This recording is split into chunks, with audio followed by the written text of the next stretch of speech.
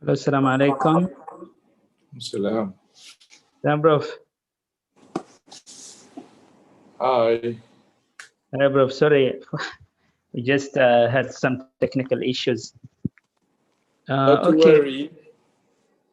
Okay, bro, thank you. So, assalamu alaikum and good afternoon, good morning. So, welcome to the last day of the program.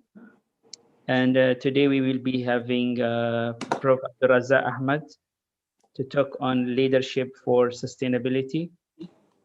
And Prof. Abdulrazak, he was a professor at the Defense University in Malaysia.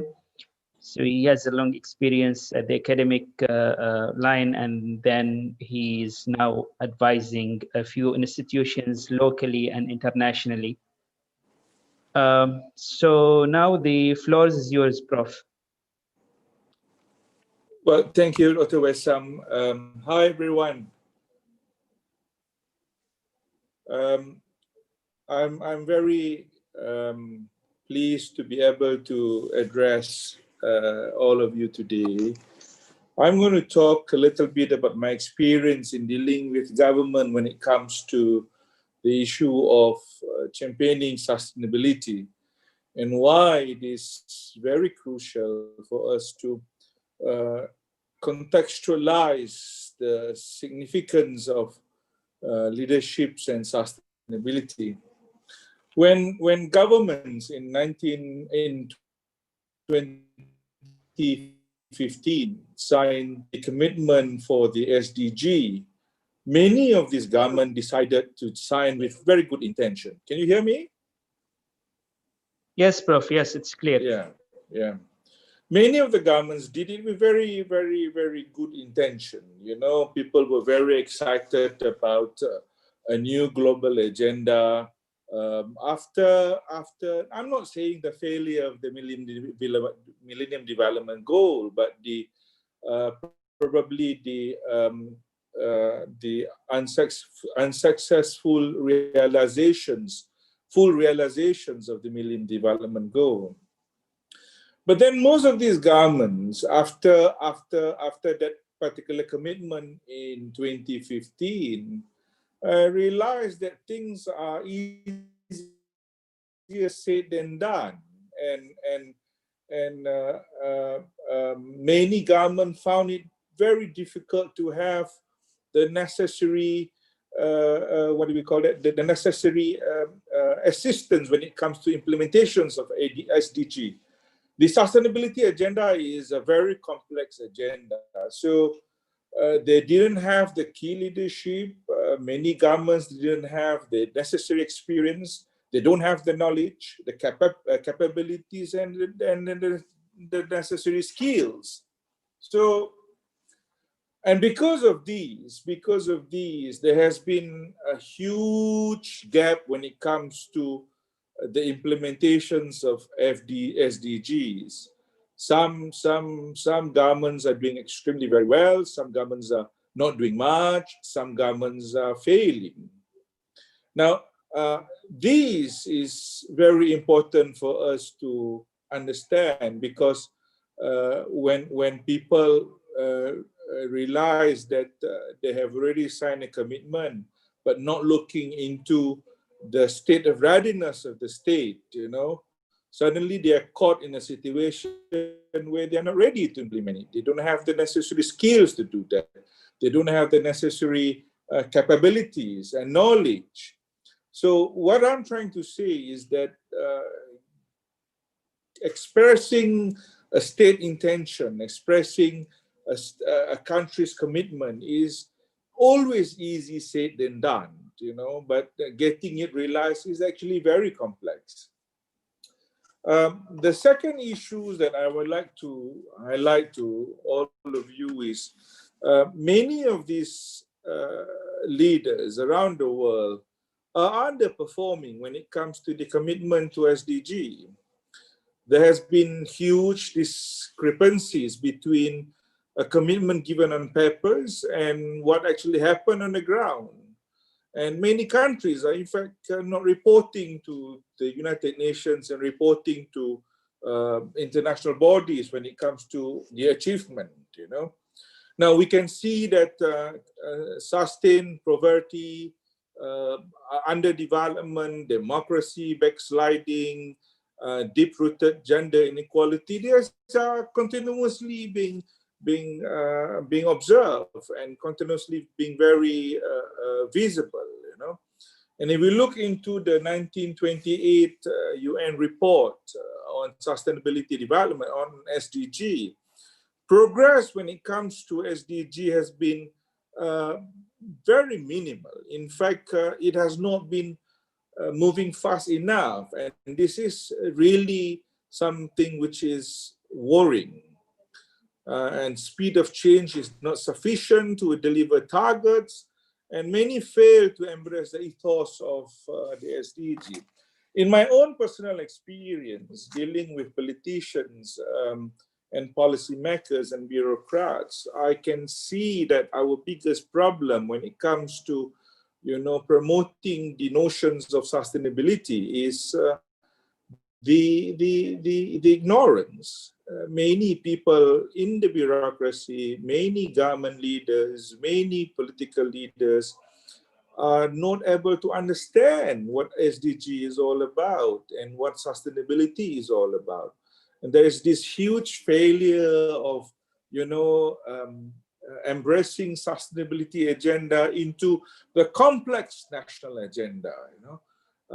I know that, you know, many of our, even in the case of Malaysia, many of our politicians lack the sophistication when it comes to such a big international agenda. And how do you transform such a big national agenda into a domestic policy framework and getting those domestic policy, those international agenda transformed into domestic policy and implemented at the local government level. So it's never easy a challenge. Now, there's another point that I would like to make here, that a small improvement in the performance of government when it comes to sustainability, especially at the top of the government leadership, will be able to have a huge shift in its ability to deliver the sustainability goals. So if you can actually influence the government, if you can actually influence key leaders in the government, especially at the top leaderships of the government, you will be able to see a tremendous change and improvement in the implementations of the commitment if there is an understanding.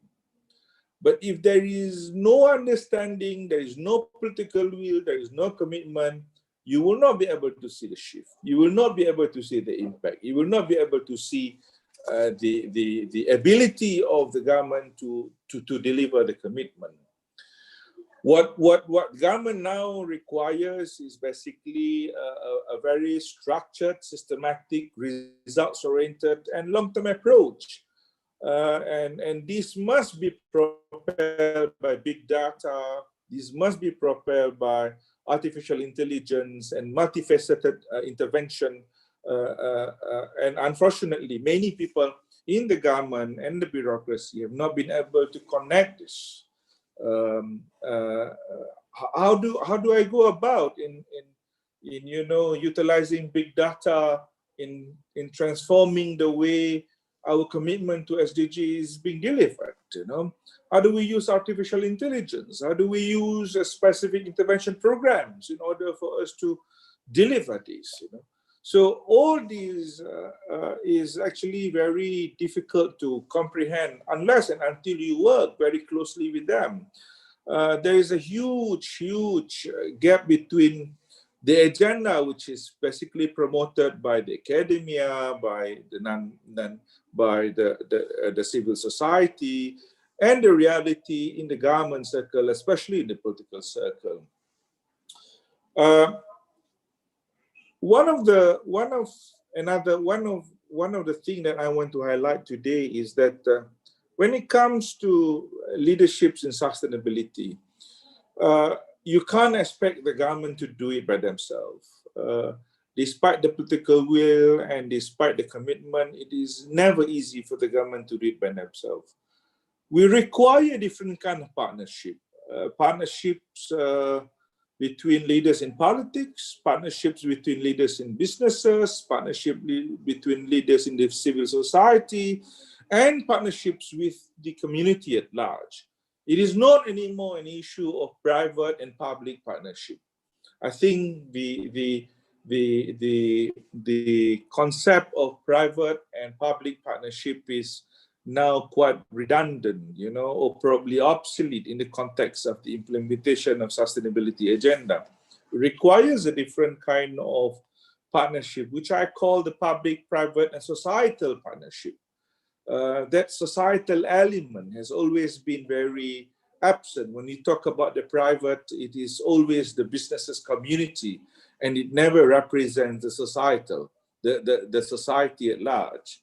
So we require a different kind of partnerships. We need to enhance the political leaders' knowledge. We need to help them to devise the necessary strategies, skills, and especially diplomacy. And I think there is also these needs for greater data sharing when it comes to, getting governments to understand why SDG is so crucial. It's because we need to present them with the necessary data, and many governments lack this because of their inability to mobilize the big data resources. I work with the Malaysian government, and I know that these notions of big data has always been that rhetoric, but when it comes to real, utilizations of big data, it's always very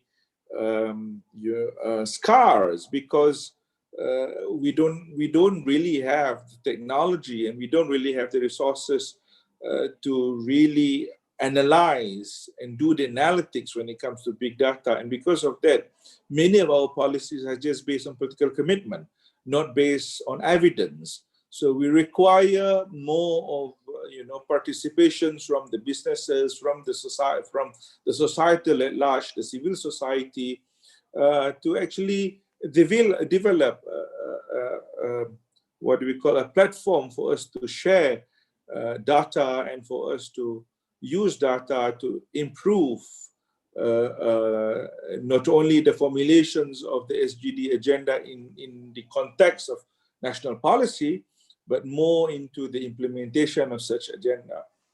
We have very little time left. We have approximately about 10 more years, unless and until there is a greater commitment from political leaderships, from business leaders, from society leaders, from the leaders of the civil society.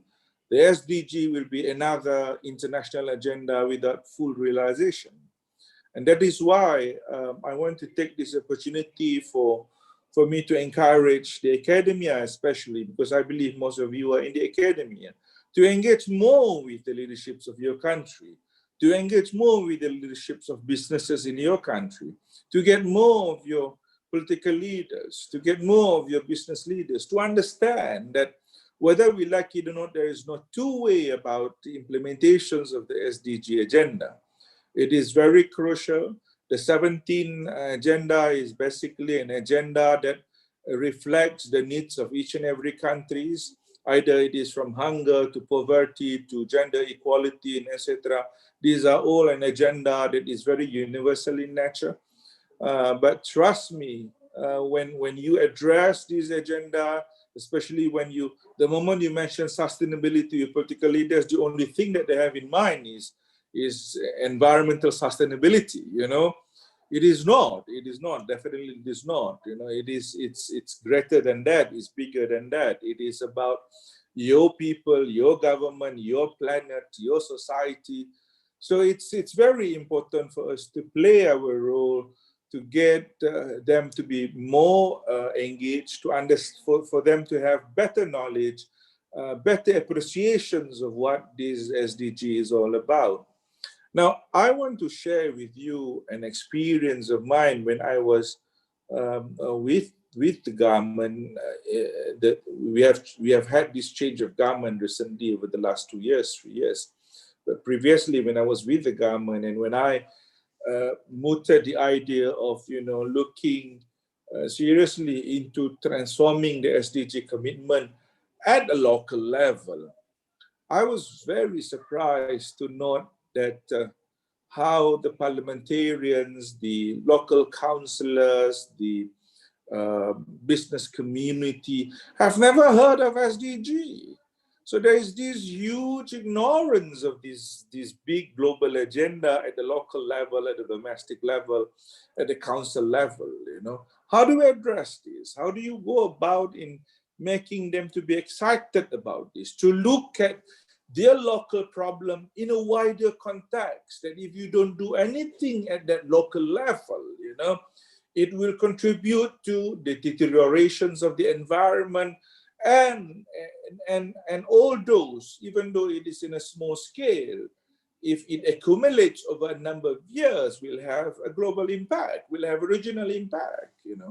So this inability to understand, or probably inability to articulate those agendas, is worrisome, especially the success of SDG and sustainability agenda is not just about getting countries to sign international protocols and agreements and convention, but it is getting things done at the local level, at the domestic level.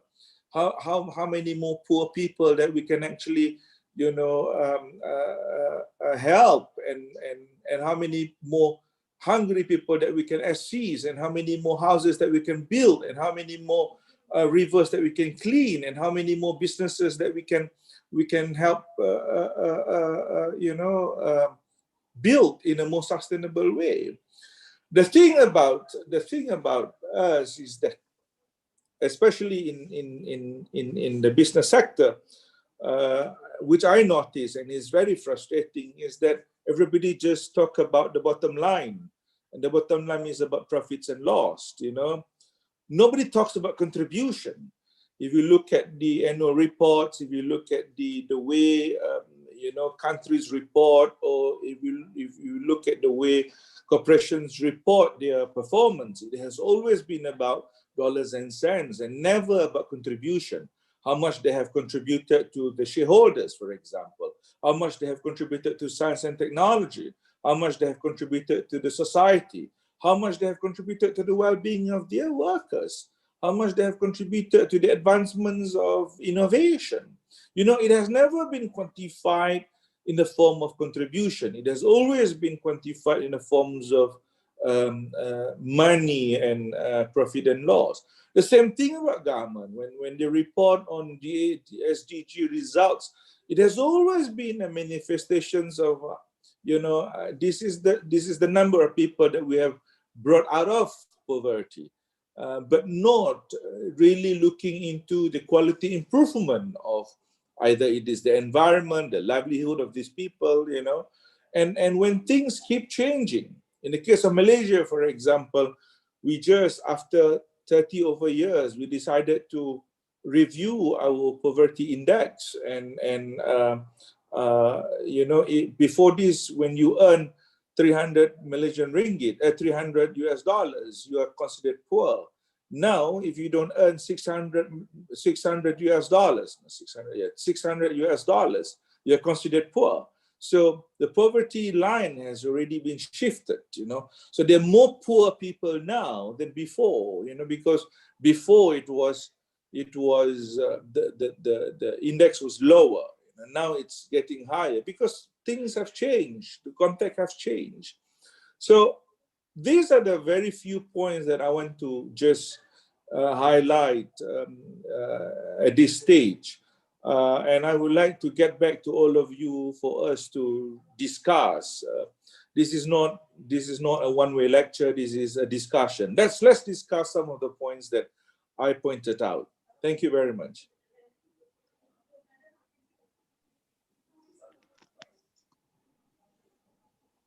Yes, Prof.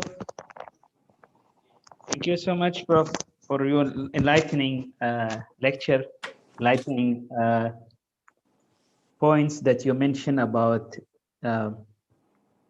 the dilemma of sustainability in terms of leadership, governance. So I think now we open the floor for discussion. So if you have any question for Prof. Abdulrazak, let me, Prof, try to see the comments. So maybe I start, Prof. Is it like the points that you mentioned, do you think that it is only valid here in Malaysia, or it's a global dilemma and might be like more complicated in other regions, like less developed countries? Well, yes, of course. This is not only Malaysia's problem. I've done works in the Pacific, in Southern Pacific, for example, in Fiji, in Kiribati. I've done work in North Africa, for example. Most of these governments have never articulated the idea of sustainability into their national agenda. I'm actually very surprised because, SDG is really a big global agenda, a huge agenda. It has received an endorsement from most of the big global players. In fact, all the global players have endorsed the commitment in 2015. But very little has been translated into national domestic policies. What more to say at the local level? This is not just a case of Malaysia. This is a global phenomenon. This is a case almost in every least developed countries, every developing countries, and to a certain extent in some of the developed countries. It is sad to see that, when we talk about all this with the politicians, with the government leaders, they fail to see that this is not just a global agenda. This is basically a domestic agenda. How much can it differ from your domestic problems? You tell me, But I think very little has been done on the part of, the promoters of SDG to really make government embrace these and listen and understand and have the necessary knowledge and capabilities. I can see the business community, for example, continue to ignore commitment to sustainability. I have been promoting the concept of introducing a sustainability plan for every investment that comes into the country. So I remember I have been pushing for the state of Johor to have a requirement at the local authority that every investment that comes into Johor must present its sustainability plan, And until this very day, we cannot even get that particular plan to be part and parcel of our rules and regulations when it comes to investment, approval of investment into the state. So it's just something which is, not very hard to do. It's just a requirement for them to have a sustainability plan to be presented to the local authority. I'm not. It's not different. It's no difference from the environmental impact assessments or the social impact assessment. But now it is a little bit more comprehensive. For example, it should have the 17 elements of the SDG commitment. So can we get the company to submit this plan as part of the investment approval? Until this very day, I have not been able to get that done. So you just imagine that is in the context of a state. What more to say if it is in the context of a country? Okay, Prof. There is one question, Prof. To what extent can sustainability ensure political stability of a nation? Well, if you continue to do businesses in an unsustainable way, your government is going to be a government that is not going to function. If you continue to ignore issues of hunger, issues of poverty, issues of inequality, and etc., what then is your political agenda? If you want to be a political party with a very comprehensive political agenda, with a renewed political agenda, with a very sophisticated political agenda. You have to embrace this, or else what are you going to fight for, you know? And I'm telling you that the future of your country and my country is not going to be any more shaped by the sentiments of nationalism. It is going to be shaped by globalization, and it is going to be shaped by how we translate global agenda into our domestic policy, into our domestic politics. How do we bring those big agendas into our national concern? You know, I can give you a classical example of how a pandemic in Wuhan has actually destroyed economy and, you know, caused unemployment, massive global unemployment. It is not trade war. It is our inability to actually, put up a stronger healthcare system. It is our inability to communicate effectively between countries, you know. It is our inability to enhance our border control, you know. These are all very important agendas. So if a political party wants to be relevant and wants to be able to resonate to the needs of their people on the ground, it's very important for them to embrace sustainability agenda in a big way. Our challenge is, how do we get them to be interested in this? How do we make them excited about this? How do we present this in a more creative way that, look, if you don't champion this, your political party would have no agenda for development. Because this is the new rhetorics of development. This is the new way that development should be promoted, you know. So if you ask me that any political parties in a country, if they want to be relevant, if they want to be resonating with their masses, they must have a very sophisticated agenda, such as the SDG. Prof, one more question. Unfortunately, leadership, management, and sustainability in all developing countries did not integrate. As a researcher, what is my contribution to make the integration? I think data. Our biggest problem is that our policy is never evidence-based because we don't have enough data. That's why I've been talking about the need for us to have a global data platform where we can actually share data. If we are not able to present data of how our current business practices have actually deteriorated the quality of our environment, how our current business practices have not been able to uplift the quality of life of our workers, how our current business practices, our current government policies have not been able to resolve the problems of gender inequality. Without this data, you're not going to be able to convince government. You're not going to be able to convince business leaders. You're not going to be able to convince the bureaucrats. We require people, learned people, academia and university, data scientists to come together, you know, and present and search data in a more convincing way, you know. The thing about us is that we have done so much research and we have got so much data and we have got so much information and we are sitting on it and we're talking only to ourselves. We should talk more to politicians. We should talk more to parliamentarians, you know. I have never seen in my own parliament a sustainability select committee being convened, you know.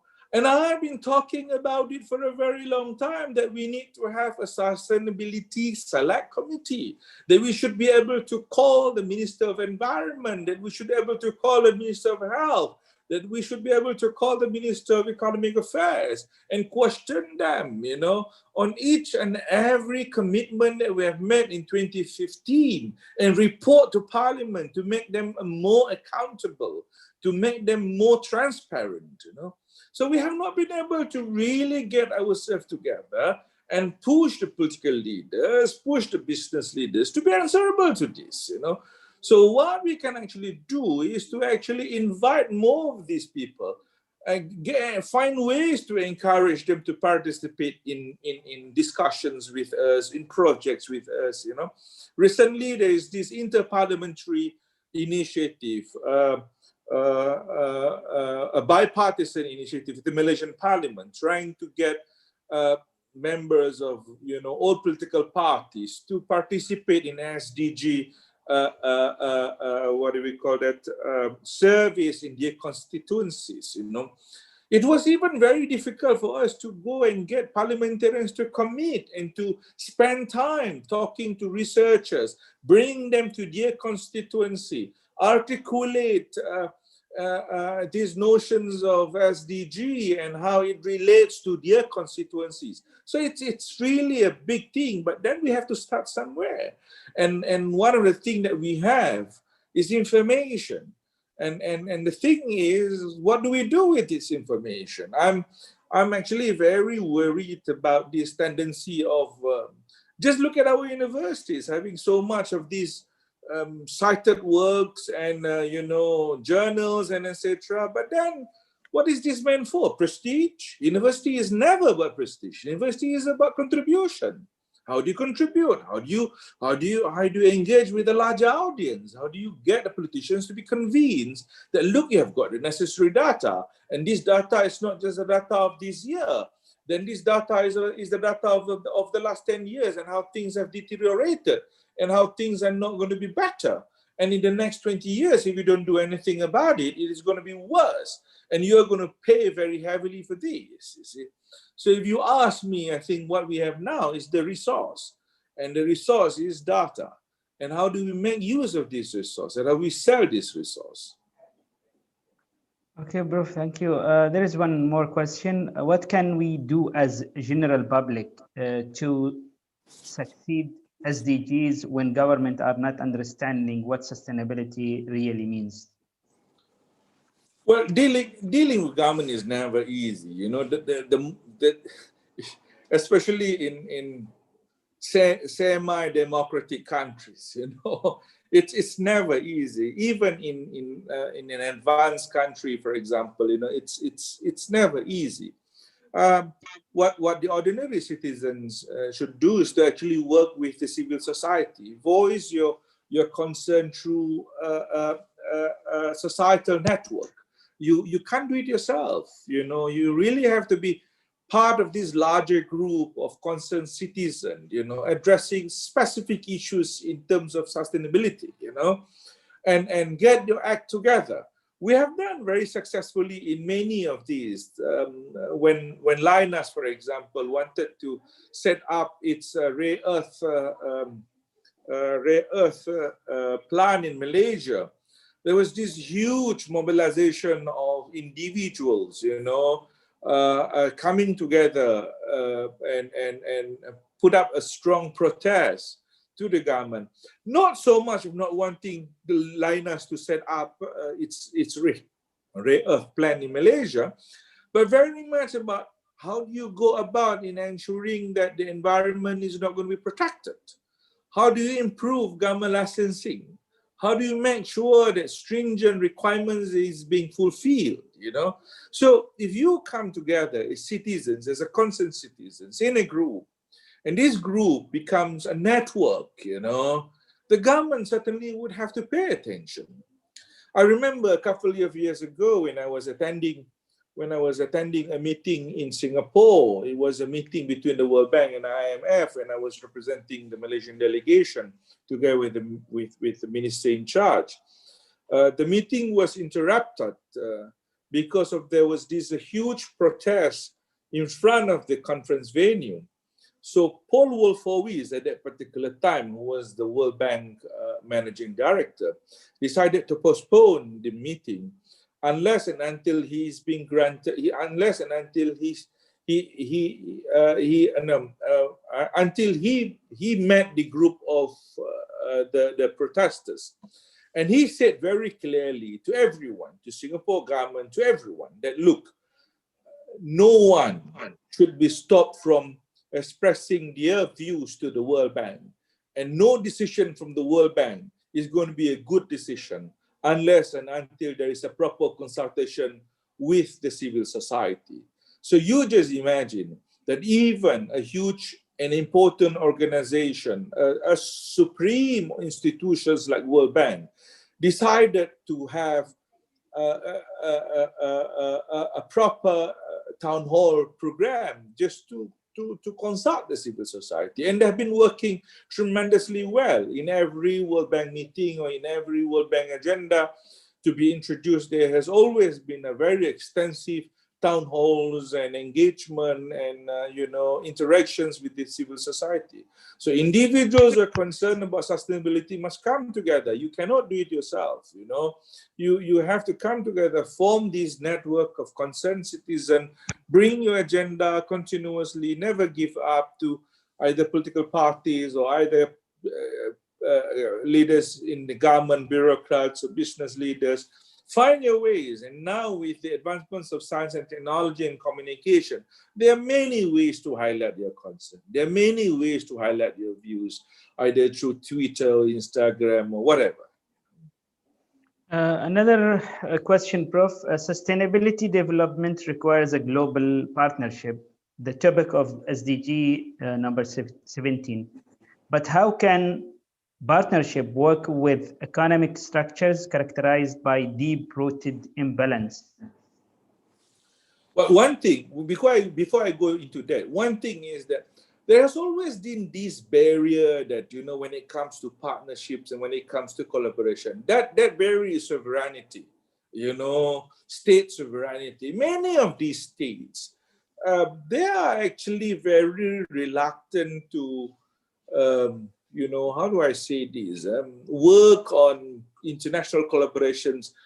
Big and the reason why they are reluctant to do that, and usually we always listen to their reasoning, is that it is an encroachment into their sovereignty. Now there is a reason why they are quite reluctant. Now because I think the most obvious reason is because they do not want their deficit to be known, their weaknesses to be known. It's just like you do not want people to know your weaknesses. So they do not want to admit that they have got constraint or challenges, that they cannot overcome. And as a sovereign country, you always have got to face with that dilemma. That is why if you look at certain countries, when there is a catastrophe, for example, you want to go and send humanitarian help and assistance, you require a sanction from that particular country first before you can actually send people to go into that country. And many of them, despite their inability to address those challenges, they continue to refuse international assistance. Why? Because they know that they do not want to expose their weaknesses. That's number one. Number two is that while we want to help promote collaboration between countries, our biggest problem is that who promotes this? Who wants to champion this? If you are just one of the leader or one of the NGO and you are one of the what do we call that? The leader of a network of an NGO trying to get few governments to come together, they're not going to pay attention to you. So how do we go about in managing this? I think one of the best ways to actually get a champion, and champion should be people or statesmen or an institutions that is credible, that is trusted. And getting people to have someone who is trusted is actually very important. Yes. You're talking about implementations of SDG in an environment where there is a huge economic disparities. I can understand that, but then that's where you have to contextualize.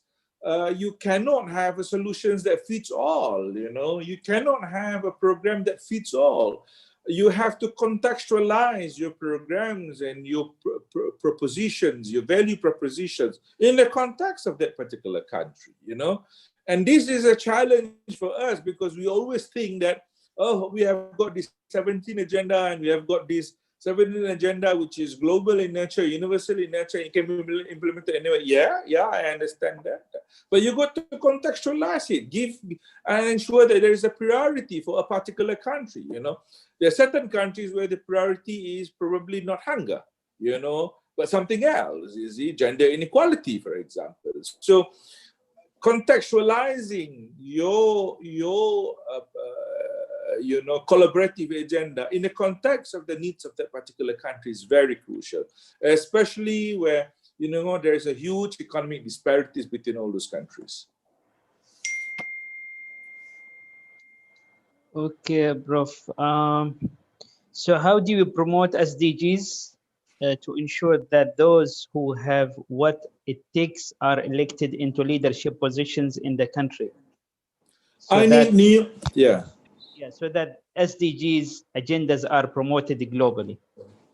Knowledge become obsolete very fast. We need to equip ourselves with the latest knowledge. We need to tell the government the latest things. You need to tell the government the latest research. You need to present to the government the latest statistics and data. You cannot be talking just about a political commitment. You cannot go and tell the government, look, you signed these 15 years ago, 5 years ago, and you have a commitment to do this. No, with governments, it's impossible for you to do that. Government can only be moved if you have a very convincing knowledge, if you have a very convincing data and information that will persuade them to rethink their position. So I encourage that, more of our research, more of our, what do we call, very interesting findings to be properly contextualized and to be properly presented and to be properly articulated and discussed and brought forward to the policy makers, And you must be able to continuously update yourself with all this knowledge. You cannot be just talking about a commitment. You must be able to also talk about how to translate this commitment with the latest data that you have now, the status quo that we have now, and relate it on what you want to do for the future. Many of us think that SDG is purely a political rhetoric. We must prove to our leaders that, look, with this data, with this new knowledge, with this new research, thing has changed. This is not just a mere rhetoric.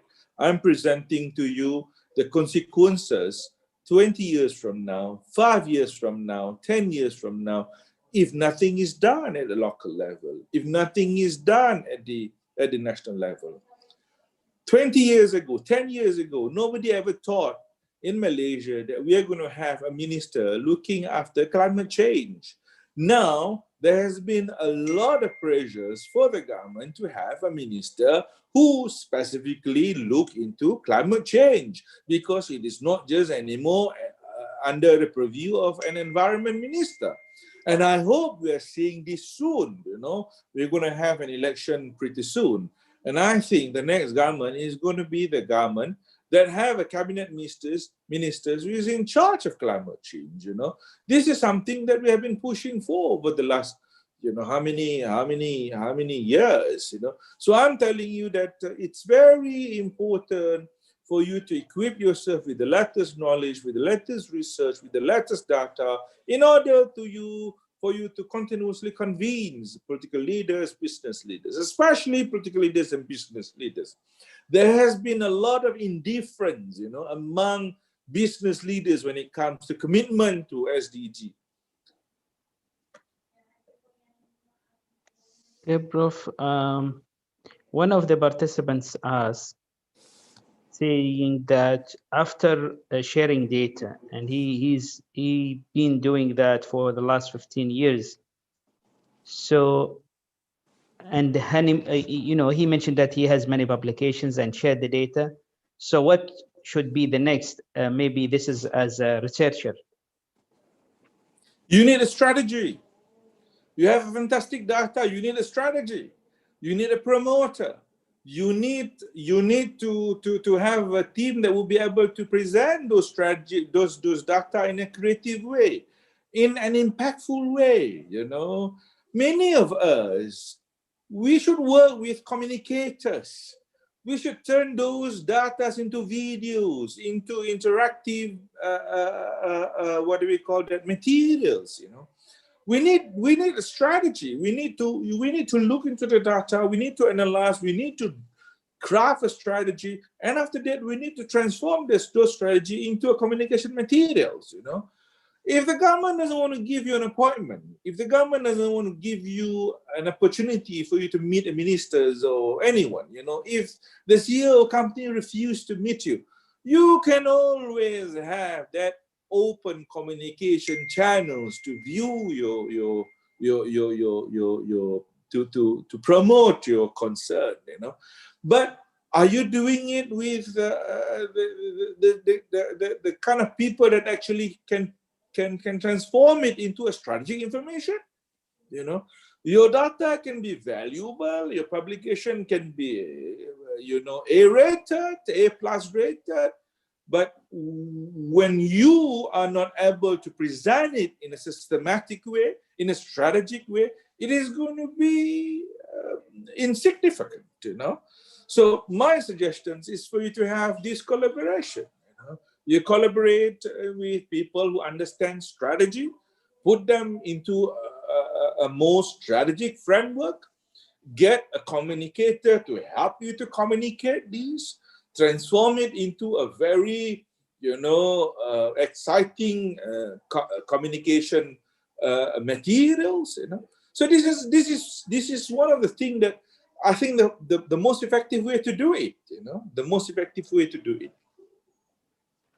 Bro, there's one question says that why the monitoring and evaluation system of United Nations could not identify those problems, and why the United Nations could not take corrective measures, actions with the poor performing SDGs?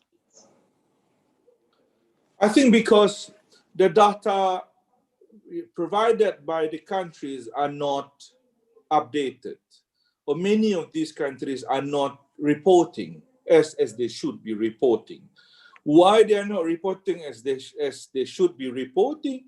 It is also because of their inability to collect data at their national level and domestic level and the local level. You know, I faced this problem before when, you know, my area has always been, you know, international security, and I remember whenever we want to submit our periodical reporting to the CTC, to the United Nations on counterterrorism measures, you know, we can see that there is a huge disparity between countries. And I noticed that one of the reasons why they are not reporting as they should be reporting is because of the lack of data. And I think that many of these countries, as I mentioned when I started the program, that many of these countries came, joined, signed, gave commitment with good intention. But then suddenly they realized that there is this, you know, deficits in the system. So they are not able to really gather the necessary data for them to report to the central, for them to report to the, what do we call it, the relevant agencies, you know. And because of that, they have not been able to really address these issues, and there is a huge disparity in terms of implementation. Okay, Prof, there is one question. When you mention about the semi-democratic countries, so in this scenario, what can be done in these situations to get them to really listen and handle the real issues affecting the masses? Well, I think it's very, very crucial that we depoliticize SDG. It is not an issue of a democratic country or a non-democratic country or a semi-democratic country. It is a universal issue. It is a global problem. It is an issue that concerns every government, matters to every government, you know. Either you are democratic, or either you are a monarchy, or either you are a fully democratic country or semi-democratic country. You must address the issue of inequality. You must address the issue of, you know, gender inequality. You must understand that housing, poverty, hunger, all these are issues of human concern, you know.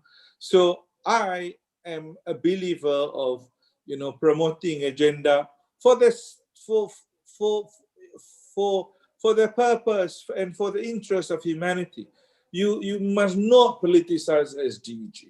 And I think the best way to do this is not to really look into the failure of the government or to look at the failure of the bureaucrats, but to continuously encourage them to have the perspective so that their radius is not narrow. We must continuously engage in a constructive engagement with those policymakers and those bureaucrats. We cannot continuously harp on failures, because failures are meant to be addressed. Failures are not just meant to be, you know, to be highlighted. And I think this is the problem with us. Many of our NGOs are just too critical, are just too blunt in their criticisms to states, that the states doesn't want to have anything to do with them. You know, you're concerned about deforestation, but you must tell the state that, look, you know, there are other ways to generate income, and there are other ways to generate wealth through reforestation, through preservation of your forest, for example. You know, you cannot simply continuously condemn. You must be able to contextualize that in order for you to have the trust. And building trust is never easy. How do we do that? You know, it's never easy. It's difficult, you know. But then if you continuously to be positive, if you continuously to be, you know, open and able to tolerate a little differences here and there, you know, you will be able to really gain the trust. It's never perfect, but, you know, but for us to be antagonistic all the time, it is not going to be workable. Okay, Prof, I think last point, and this is mentioned by the one of the participants, and also I wanted to raise this point. Actually, when we started this program, when I promoted this program, so we had an interest of almost 1,000 participants from 80 countries. And to me, this is a great kind of interest and a huge opportunity as well. So within the context of the discussion, and you mentioned about a lot of needs for improvements at the global level. So do you like to be part of an initiative which can take the lead on this? I mean, this is that was one of the participants' kind of inquiry, and I add all these details. Well, I'll be very happy to assist any good cause, you know, but I want to be very strategic in what we are doing. I think it's very important for us to be strategic in what we are doing. You remember the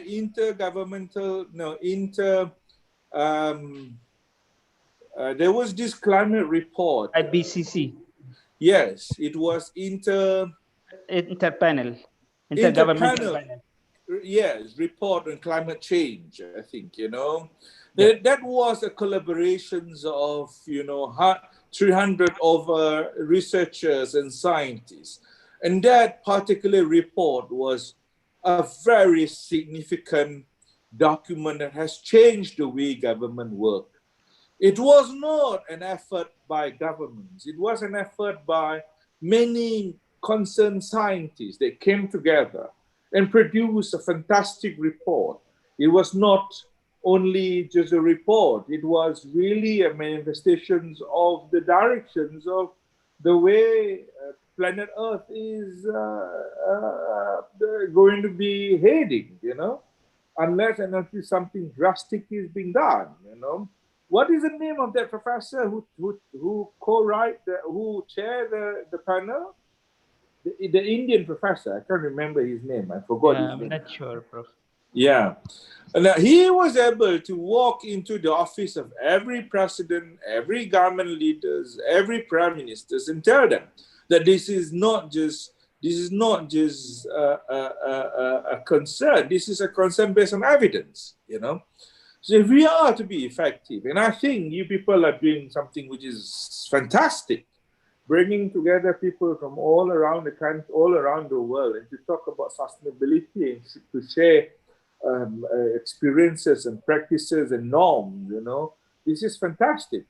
Now we can actually one day, probably 2 years from now, 3 years from now, produce a report of a group of concerned scientists, concerned social scientists, concerned economists, and this is presenting evidence and presenting the scenarios of the future.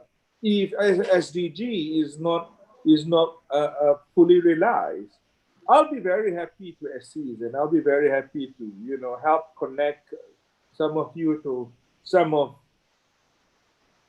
my network and some of my friends, either in the international organizations or in governments or wherever they are.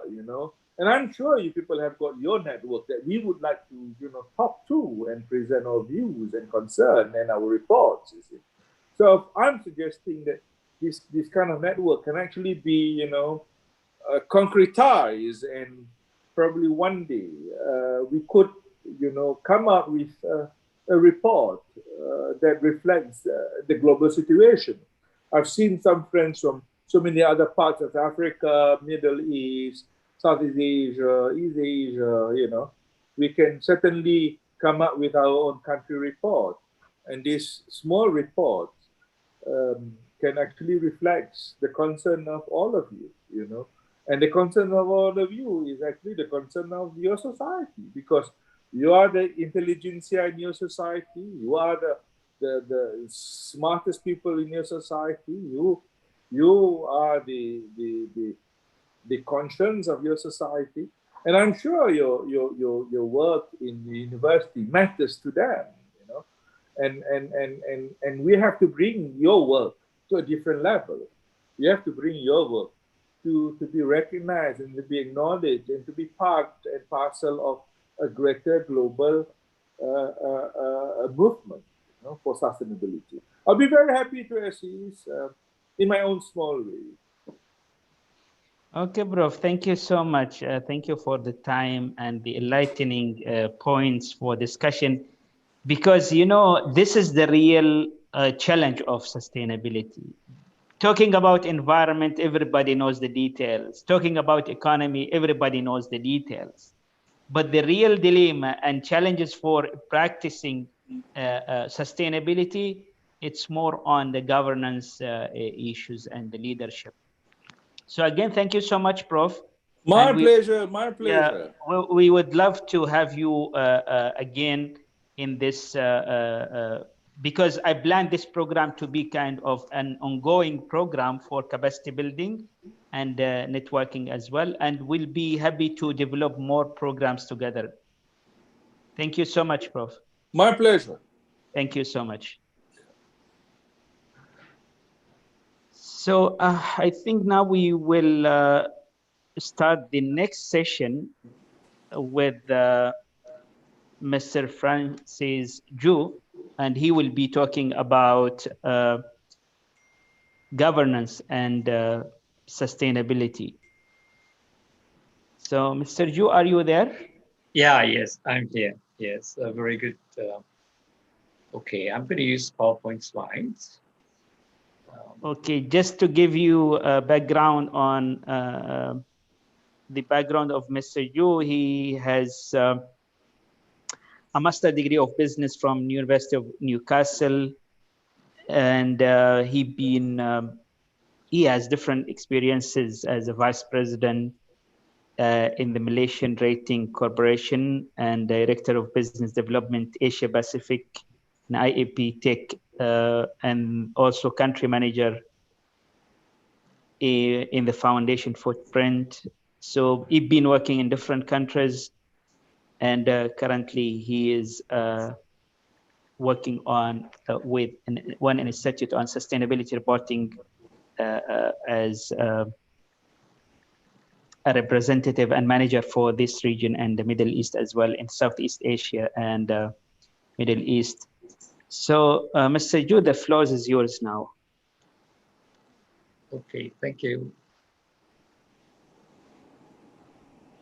Okay, thank you, Dr. Wilson. First of all, for inviting me to be part of this presentation. So a very good afternoon to, I guess we have a lot of participants around the world. A very good morning, good afternoon, evening to all of you, wherever you are in the world. I come from the business side. So, when I talk about what I'm going to present today, it's going to be more from the business side. So I think it will be, I believe it'll be quite helpful for you to also understand how the business side is doing in terms of sustainability. And my topic today is, leadership for sustainability and governance. And I have about 30 minutes to do that. So what I'll do is that I think it's very, very important for us is to, look at the definitions for each of these terms: leadership, sustainability, and governance. Can you all see my PowerPoint slide? Yes, Mr. Joe, we can see it clear. Okay, very good. All right. So I think you'll be very, very familiar with the definition of sustainability. All right. So I just like to reiterate again. All right. So we talk about sustainability is about meeting the needs of the present, okay, without compromising the ability of future generations to meet their needs. The concept of sustainability is composed of 3 pillars. I think we are quite familiar with that: economic, environmental, and social. The other way of looking at it is like you look at it in terms of profits, planet, and the people. So when you look at governance, okay, what exactly is governance? So governance is the act of governing. It relates to decisions that define expectations, number one. It grants power, and then it closes the loop with you need to verify performance. So in modern nation states, right? So these processes and systems are typically administered by a government. So I think we all talk about, I think Professor Abdul Razak mentioned about, SDGs are not moving fast enough, right? Because I think the government doesn't have a governance structure to handle SDGs, right? So in the case of a business or a non-profit organization, okay, governance relates to consistent management, a cohesive set of policies, guidance, processes, and decision rights for a given area of responsibility. So when discussing governance in particular organizations, the quality of governance within the organization is often compared to a standard of good governance. So I think if we talk about the corporate sector, what you have is that you've got international best practices, and then you've got like for example, you've got the stock markets to actually supervise the private sector. Unlike a government, you don't have actually a supervisory body. Although you have United Nations and World Bank, but they act more like advisors. So what about leadership, all right? So I like this definition about leadership, all right? It says that leadership is a process of social influence, which maximizes the efforts of others towards the achievement of a goal. So I think a lot of the people in these conferences are coming from the academic area. So you might find that you might not have the position to actually influence. But the thing is that, you can also exercise leadership, because you talk about leadership, it's a process of social influence, all right? So how do you go about doing that? Today there is a lot of social mediums like Facebook or LinkedIn or a YouTube, right, that allows you to actually to build that influence. So when you come to a business setting, I guess it's a little more easier because, unlike a government, it's going to be very, very big, and population is like really big. When you talk about the business, it's probably a little more easier. So in a business setting, this can mean directing workers, employees, and colleagues with a strategy to meet the company's needs. So again, I think for a government, it'll be a little more challenging, but for a business, we find that if your employees are not performing according to expectation, then you have an ability to actually, I hate to use this word, but, sack your employees, all right? It's a little more easier for the business. So when you talk about leadership, you talk about governance, you talk about sustainability, all right? So it's always about going forward. So what are the challenges that is faced by leaders in this decade, in the 2020s, all right? So there was this survey done by the Forum of Global, Young Global Leaders and Global Shapers Community in collaboration with Accenture being a consulting firm. What happened was that they identified 4 critical issues that the world is facing, all right? Which means that the leaders need to understand and find solutions. The number one is that climate emergency. Current trends points to global temperatures rising by 2.9 degrees Celsius to 3.4 degrees Celsius by 2100. That means the next 80 years, right? The other one is that you talk about global imbalance. So you find that 10% of the world's population enjoys more than 50% of the world's income. So that's a second problem. The third problem is this. You talk about the fourth industrial revolution. You talk about digitization. So here what you find is that the opportunities for emerging technologies have yet to be fully realized, right? It's ongoing agenda, and the risks are fully managed.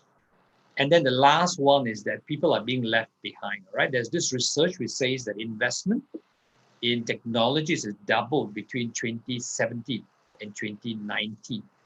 But what you find is that corporates, all right, only 18% of organizations plan to significantly increase spending on reskilling. So today you talk about artificial intelligence. You're going to find is that do people have the skills to face the new reality of artificial intelligence? So if governments, if companies are not investing, all right, in reskilling the people, you're going to find that a lot of them are going to fall off because we cannot be part of the global economy. So when you look at these 4 issues, all right, what you can do is that you can bucket them to the what you call the sustainability, the pillars of sustainability. So you talk about climate emergency, all right, it falls under the pillar of environment. We talk about the global imbalance. To me, it falls in 2 pillars, social and economic. When you talk about the fourth industrial revolution, it will be on the economics, all right? You talk about the economics of the company. And we talk about the last one, all right, people being left behind. It will cover the social part of the sustainability. So what happens is that you've got all these challenges, all right? So what we clearly lack is not enough leadership on these issues, all right? So I think, yesterday's session I attended, and Dr. Siddharth mentioned that we don't have enough leaders actually to push for this, right? So what you find is that, there is a necessity for strategic leadership in sustainability, right? So what you need is that you need leaders, all right, to think strategically. That's number one. You need leaders to use strategic intent as a narrative. Number 3 is that you need to anticipate events in order to be proactive. Number 4 is that you need to be agile. That means you need to be able to adjust to the new realities. And I think the COVID-19 is a very good example how companies and governments needs to react to the new environment. And then the 5th one is that you need to interact with internal and external environments. And the last one is that leaders need to initiate and implement changes, right? So here, what I like to do is I mentioned, all right, leaders needing to have these qualities, all right? So let me give you two examples where you can connect what I'm mentioning to examples. If you look at the banking sector, right? So what banks have done is that they have actually moved their products and services, all right, into a digital platform. So today, all right, we look at the COVID-19 environment, you find that banks can still operate, all right? People can still do banking without the need to go to a branch to do banking, all right? And then the other one is that in Malaysia, in Malaysian context, Malaysians, we love food, right? So what happens is that because of social media and mobile technology, my own personal experience is that, I could order food from the farm and have them delivered to me, to my kitchen. So these are two examples of, what you call business leaders, thinking strategically, all right? And then they've anticipated the changes. And today, when the situation has changed, they are able to quickly react or act to make sure that, businesses can still go on. Although around the world, you find is that people are asked to stay at home, and the damage to the economy is actually very, very massive. I think today Malaysia announced that our second GDP growth has dropped by 17%. So if you look at countries around the world, everyone is experiencing massive destruction in the economy and also in terms of employment. I think a lot of people have lost their jobs. But the good thing is that, there are actually a lot of, I think earlier Professor Abdul Razak mentioned that, things are not moving very fast. But what I like to do is I like to give you hope, all right? From the business side, I'm not from the academic or the government side, but from business side, what you find is that leaders are responding, all right? So there's a survey done which says that 94% of CEOs of companies, all right, now they feel a personal responsibility for ensuring that their companies have a core purpose. That's number one. And number two is that they have a role in society. And then the other research says that 61% of emerging leaders say that business models should only be pursued that generate improved societal outcomes and profitable growth. And both of these things needs to happen at the same time. So if you have read about, companies like Apple and all that, you find that they are actually having outcomes that improve society. They are trying to handle the question of diversity, all right, and then try to and achieving this both at the same time. If you look at Apple stocks, all right, they are, I think, the profits are real huge, and the market capitalization is also very, very huge. But the problem that I see, all right, when I go to corporate is that, the CEOs are engaged, the senior managements are engaged, but, in companies, the people who need to make decisions are the board of directors. So here what you find is that the boards are not engaged enough, not sufficient number of people who are engaged in terms of sustainability. So in reality is that if an issue is not on the board's agenda, all right, it's unlikely to be at the heart of an organization strategy. So for example, earlier Professor was mentioning that in Malaysia, right, we talked to the politicians and all that, and he has brought up the idea of setting up a sustainability committee at the parliamentary level. So what happen is that the governments are not responding. So because of that, you find that, SDGs are not moving the way it's expected to move.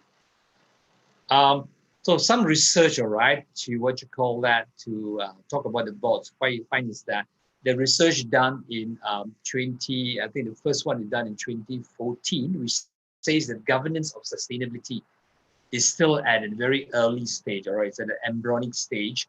Most companies still have not taken responsibility for sustainability issues at the highest governing body of the corporation, which is actually the board of directors, all right? And then a subsequent research was done in 2015, which say that 86% agree that boards should play a strong role in sustainability. But unfortunately, only half of that, 42%, reported that their boards were substantially engaged. And a recent research done in 2018, which says that, only 31% of 600 largest public traded US companies had board oversight on sustainability. So earlier what you find is that the CEOs are engaged, but if you don't get the board engaged, then what you find is that the sustainability doesn't get on the agenda of the board, so it does not fly with the company. So why is this reluctance? Why is this reluctance of the board actually to embrace sustainability? So I think if you read the literature or you've been following it, you find that, if you do economy, you find that there is actually conflicting governance model. One is that the shareholder corporate governance model, all right, is founded on classic economic precepts where the idea is that you need to maximize the wealth of shareholders and owners of the company, all right? So you don't really care about the environment, you don't care about the social needs, you don't care about employees, you don't care about the supply chain, all right? So recently what you find is that, there's a different view that's coming in, which talks about the stakeholder, right? The stakeholder corporate governance model. So here is conceived in a very broader fashion with responsibility for economic success of all stakeholders, internal and external. So what happens is that internal companies need to take care of the employees, all right? So you talk about gender equality, male, female, you talk about wage equality. So business need to also take care of the employees. And then you also need to take care of your external stakeholders, will be your creditors, your vendors, your auditors, customers, the community where you operate in, and also your government agencies, all right? Also the government. So the other one is this, okay? The other one is reluctance because of a strategic intent. Remember I mentioned one of the factors is that you must have a strategic intent and you will be able to articulate it, okay? So here what you find is that in too many cases, company boards are struggling to articulate a strategic narrative, all right? Many suffer from real dissonance in the strategy, all right? So what they do is that where they can see the need for significant, even transformative change and at some future point, but what they do is that they simply tinker around the edges of business as usual due to the pressures of commercial pressures of today. So the question becomes is that, should boards be concerned? Should boards be on board with this agenda?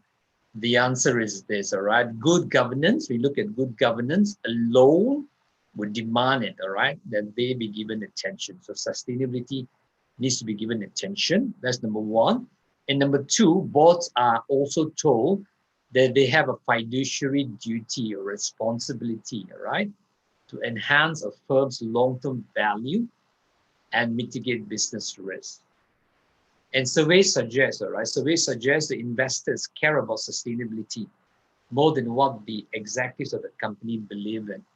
So what is the evidence for this? So this is the evidence, all right? This is a survey done, a research done by Standard Chartered Bank. Now, they discovered that investment portfolios that include ESG, all right, equities in their portfolio generally offer better risk-adjusted returns on an annualized basis. So what you're seeing is that, the returns for 1 year, 3 year, 5 years, and since 2016, you see two types of charts here, one in green, one in blue. The one in green is that portfolio has got 0 equities which are ESG based, all right? Then the one in blue is that, that portfolio has got 15% of ESG equities in that portfolio. So what you find is that, ESG driven portfolios are performing better than non-ESG driven portfolios. But you might ask the question is that, Francis, those numbers are not very significant. They're just slightly better. So should boards be, should they, bother about sustainability? The reason is because this portfolio, only 15% is made up of ESG, all right? So 85% is non-ESG. So if you increase a component of ESG, all right, in that portfolio, you find that the returns are substantially better. So the question becomes is that, all right, next question, how do I get all this, operationalized in a business, all right?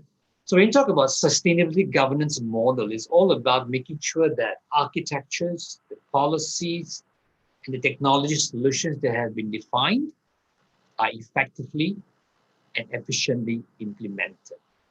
So what I'm going to do now is I'm going to suggest some guiding principles on what are the areas, all right, you need to think about so that you've got a very functioning, effective, all right, governance model. So the number one is that, all right, wherever you are, I think even in university, all right, you can also actually prepare your own sustainability report. Okay, you might not be very extensive, but it will be a good start, all right.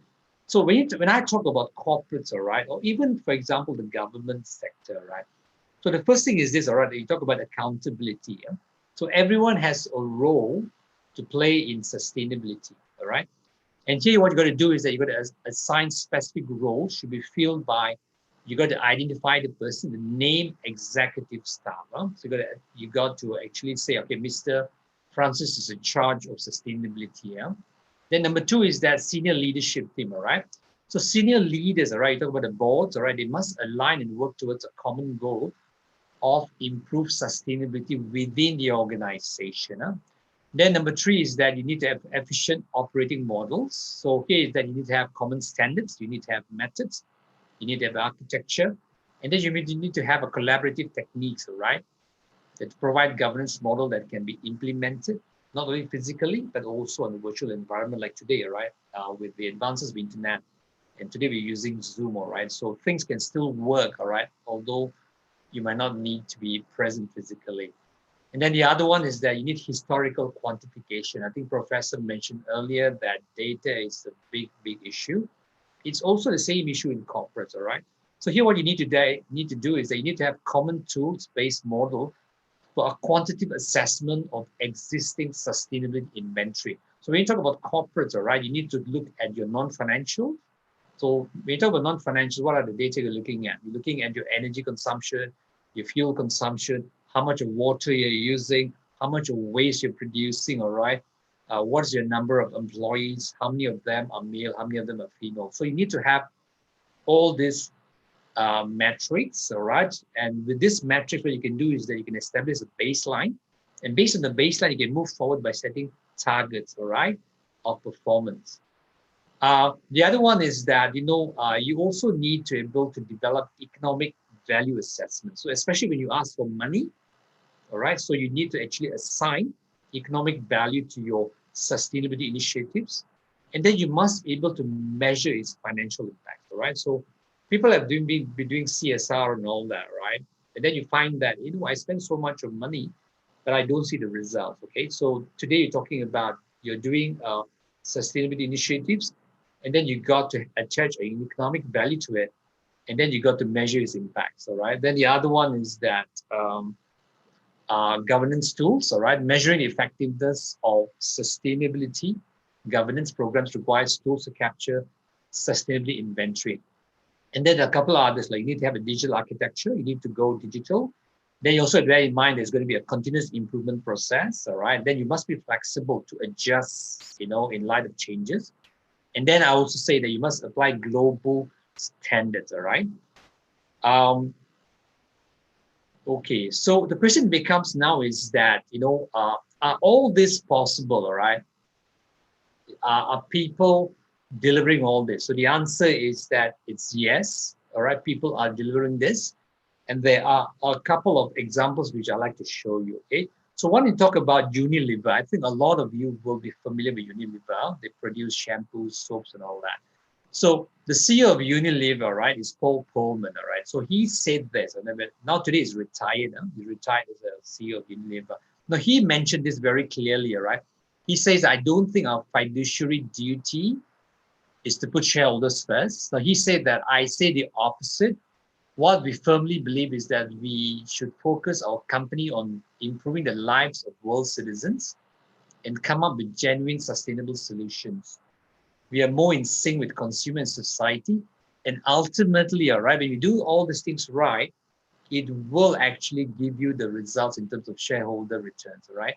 So if we look at the graph here, right, I got two graphs on the left, okay? So I just like to focus on the graph on the top there. So you find that, when they compare, right, the share performance of Unilever against its competitor over a 10-year period, you find that Unilever has delivered 90% more value than its nearest competitor, which is Procter and Gamble. The other example is a company in Asia called Indorama Ventures. They are a Thai-based chemical company, all right? Now, they made this commitment, all right? They said that they produce PET bottles. If you drink Coca-Cola and all that, those plastic bottles are called PET bottles. So they have made a commitment saying that, their bottles, their PET bottles, are 100% recyclable, right? In 2019, they made a global commitment to the Ellen MacArthur Foundation, all right, to say that they're going to incorporate 750 tons of recycled PET materials as part of their feedstock to produce their polyesters by the year 2025. So this commitment is just the start of their journey. And what you want to do is that what they're saying is that you're going to generate value from the collection and recycling of PET bottles. And by doing that, what they're doing is that they are substituting virgin materials with recycled materials. Okay, so that's example number 2. In example number 3, you talk about governments. All right, so you find that I think if you read the news, you'll be very, very disappointed with President Trump. All right, so all the good work that's done by President Obama is being actually dismantled. So the question is that can governments do better? The answer is yes. Is there a role model? Yes, all right. Jacinda Ardern is the Prime Minister of New Zealand, all right. So what they have done is that they have introduced the world's first national economic well-being budget, all right. So under this well-being budget, all right, what she's saying is that, whatever government spending, all right, must advance 5 government priorities, all right. So she's looking at must improve the mental health. I think mental health is becoming an issue these days. It must reduce child poverty, address inequalities faced by the indigenous people of New Zealand. The economy must thrive in a digital age, and then it must transition into a low-emission, sustainable economy. All right. So there are examples of governments who are doing the right thing. Okay. So the other one is that I need to go fast because I only have 30 minutes. I think I've gone beyond 30 minutes, all right? So the question is that is help available for you, all right? Sometimes you find that, the issues are so big, all right, and I'm all alone here. The question is there help available for you? The answer is yes, all right? So in terms of reporting, all right, because I come from the corporate side, in terms of reporting, there are actually a lot of standards and a lot of frameworks, all right? I just like to highlight here a couple of them, all right? One is that you got CDP, the other is GRI. Then if you're an American corporation, you got SASB. Then you talk about integrated reporting. Then you've got Dow Jones, you've also got TCFD, all right? So for companies, all right, the GRI is the de facto standard because the majority of companies prepare the reports using GRI. So when you use GRI, the GRI will tell you exactly what to measure, what to report, and how to report it, all right? Then the other one is that, I think a lot of you will be very familiar with the Paris Climate Agreement. So this, what it does is that it addresses the changes in the climate, in the climate, the weather. So we are actually going towards 2 degrees Celsius, but the aspirational target is 1.5. Earlier I shared with you, all right, based on current trends, we are no way close to achieving that. The other one is that you talk about SDGs, all right? So I think earlier Professor mentioned that SDGs, all right? So SDGs, what it does is that it was launched at the same time as the Paris Climate Agreement. It covers 17 goals, but it's actually a more wider what you call a policy document, which covers 17 goals. And here what happens is that, I think everyone has an opportunity to actually contribute. We as individuals, governments, businesses, and also the NGOs and civil societies. And then the last bit I'd like to share with you is this, all right? If you are doing reporting, all right, are there people to help you to do the reporting? And the answer is, again, is yes. Now, I come from a company called Kpmg. What we do is that we provide companies with sustainability reporting software. And what does that platform do? It's a cloud-based platform where a business can centralize all its sustainability and ESG data, all right, on a year-to-year basis, all right? And this platform, what it does is that it helps you to calculate your carbon emission, your carbon footprint, and then you can run reports to measure your sustainability metrics and your performance, okay? So here is that, it's an Irish company. We've got offices in Europe, all right, UK, offices in what you call in the US, and Asia, and also in Australia. So if any of you are interested, and if you have responsibilities, especially for reporting, and you want to have a system, just what you can do is you can get in touch with me, and I can show you a demo of it.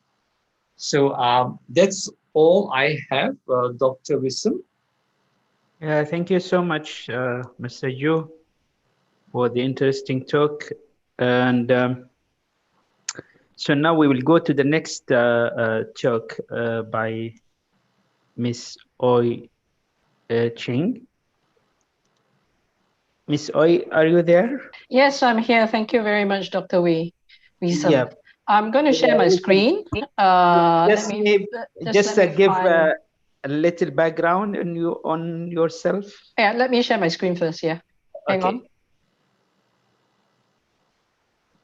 Can you all see my screen? Yes. Yes. Okay. Hi, everybody. My name is Oi Chang. Oi Chang Pang. I'm an executive director with Kpmg Malaysia, in the governance and sustainability department. And we provide, sorry for my cat, we provide sustainability services and governance services to corporations and government departments in Malaysia and in the region. So we work in areas of sustainability reporting, sustainability performance improvement, integrated reporting. We do sustainability assurance as well. Yeah, so that's a little bit about me. Oh, and I've been in the business for 30 years. So, but my topic of discussion today is talking about governance and sustainability. And I suppose the main question is, why does it matter? We've got two participants with raised hands. Do you want me to take the questions now, Dr. Wissam? No, I think later on at the end of the session. All right. Yep. So, and I believe the previous speakers have already covered quite a lot of topics with regards to what is sustainability, what governance, what is the background behind it, and also where it comes to areas of repeat, I'll try to go a bit faster, but feel free to raise questions here. So I've given a bit of a background in terms of the evolution of sustainable development goals and sustainable development in the group world, and as well for Malaysian context, because operating in Malaysia, I believe it is important to know what's happening within the country as well, and how it's been impacted by the global developments.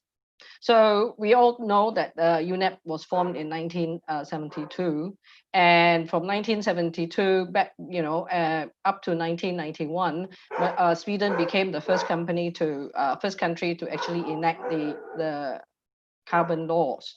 And in 1992, we had the Rio Summit. 1997, you will see that from 1972, basically, the progress with regards to environmental management, with regards to understanding how it impacts, what sort of impact there is in the world, has progressed very fast. So from 1972 to 1991, it took nearly 20 years. Then every year since then, it's progressed very fast with regards to understanding of sustainability requirements, what is the role of environment, what is the role of social requirements within the whole area of sustainability and sustainability reporting as well. So we've got the CDP, and it was mentioned previously by the previous speaker earlier, and we've also got the Global Reporting Initiative, right?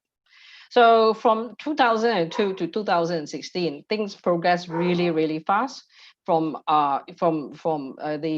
being the the South African Stock Exchange, Johannesburg Stock Exchange being the first in the world to require companies to report on sustainability, and now progressing to integrated reporting. We've got in 2011 the UN Principles on Business and Human Rights being established and being taken on board to address the issues of human rights.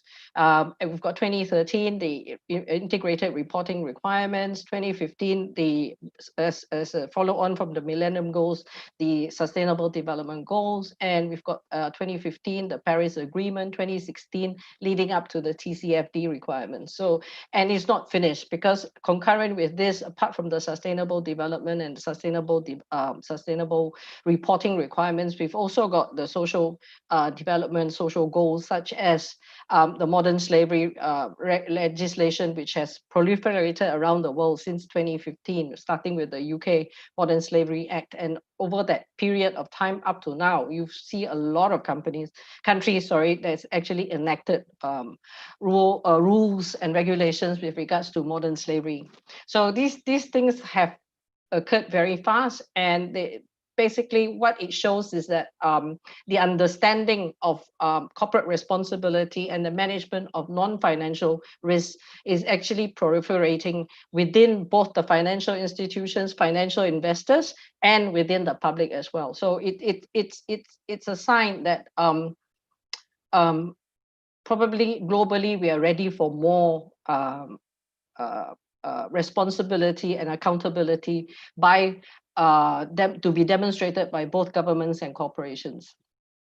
So here in Malaysia, we started off in 2007, where we had CSR requirements being required by Bursa, our stock exchange. And we've got 2010, where they actually came up with a guide for directors with regards to sustainability and what is the role and responsibility of directors. Then we've got the Malaysian Code on Corporate Governance, where BOD's board of directors were required to promote strategies related to sustainability. In 2014, we had FTSE for Good in our stock exchange, and it's actually helped to drive a lot of ESG performance here in Malaysia. In 2015, the Bursa launched again the second version of the sustainability reporting framework. So it's you will see also what's happening within the country here in Malaysia. Things have progressed very fast as well. So from 2015 right up to date, we've had a plethora of activities. We had a plethora of rules and regulations with regards to ensuring appropriate governance, appropriate sustainability reporting requirements, and appropriate demonstration of performance. And now the latest one is the Securities Commission guideline on the conduct on directors of public listed companies and what is required for them in terms of appropriate measures and in terms of carrying out their fiduciary duty. Not that it's not been spelled out before, but this makes it clearer with regards to the requirements for the management of non-financial risk and how that is being treated by board of directors. So what also happened in 2017 leading up to now as well, a lot of our financial institutions, starting with Bank Negara, our central bank, has subscribed to the principles of responsible investment, responsible banking, and you find that our sovereign fund entity Khazanah National and our and EPF and Employees Provident Fund and the Securities Commission have released a lot of guidelines and a lot of regulatory requirements with regards to disclosures on climate risk, on responsible investments, and sustainable and responsible investments as well. So these are things that has progressed very fast within the country here in Malaysia.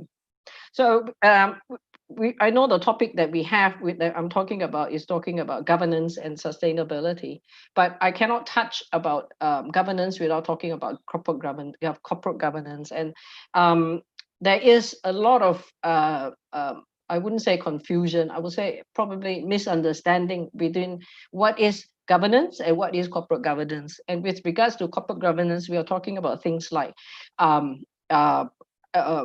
behavior of the board, fiduciary duties of the board, and from companies within the licensing requirements and their listing requirements. And we've also, the other thing is that when we talk about things like corruption, anti-corruption, and anti-money laundering, data protection, this falls under what we call the other governance aspects, not so much in terms of corporate governance, but in terms of governance. It all falls under the big basket of governance, of which corporate governance is a subset. So when we talk about governance and sustainability, we're talking about the big basket of governance, of which corporate governance forms a very crucial part. But meaning basically the whole responsibility of the board is not just to look at corporate governance, but to look at how the overall entity is being monitored and tracked with regards to risk management, with regards to appropriate measures being put, resources being allocated to the various responsible parties for ensuring the management of risk and both financial and non-financial risk within the organization. That is a very important aspect to remember. Right, with the previous speaker, Mr. Francis, has talked about sustainable development goals. I shall not go into that, but that form part of a whole area of sustainability management or ESG management. So I bring up the term ESG because there is a lot of emphasis now on ESG, environmental, social, and governance, right? When I started out as a practitioner in the field, everybody was talking about CSR, corporate social responsibility, and that morphed into I find a more appropriate term of sustainability. And now it's gone into a different term of ESG. But ESG, environmental, social, and governance risk issues are actually very much a financial institution term. So it's used in terms of investors, by investors. It's used in terms of evaluating targets for investments, whereas the rest of the world still functions very much in terms of sustainability. But in essence, for practitioners and for people working in the field, there is no difference between sustainability and ESG. So a lot of investors actually use the terms interchangeably. And so this is just a little bit of background so that it doesn't create that much of confusion. But generally, when you talk about ESG, it's coming in terms of the financial aspects of sustainability management. So we've had a plethora of issues around the world with regards to the management of non-financial risks or ESG risks or sustainability. I prefer the word non-financial risk, but we have issues with regards to that definition as well, which we will come to later. And the biggest of which we all know is with regards to Volkswagen. And Volkswagen is with regards to carbon emissions from their motor. And I think you could say that in terms of governance, it's very much so a non-compliance issue with regards to the behavior of the management within Volkswagen.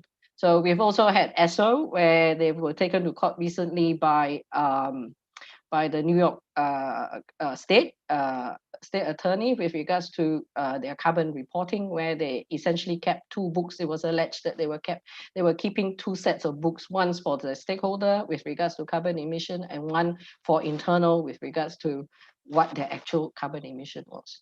So these are all symptoms of how do you say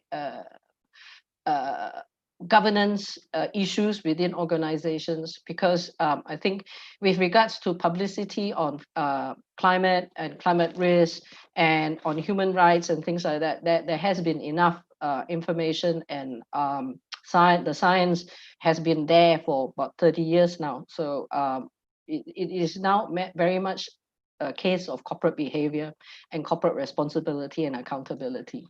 So we've also had, we've tried to map out the the various ESG big stories that have been around, ending up with in 2018 where you had Wells Fargo basically violating issues with regards to data privacy. So it started very much off with Nike and Nestle. And in fact, the boycott against Nestle is still ongoing for some countries and is still in existence, I think, in Africa as well. Correct me if I'm wrong from some of the African audiences that we had.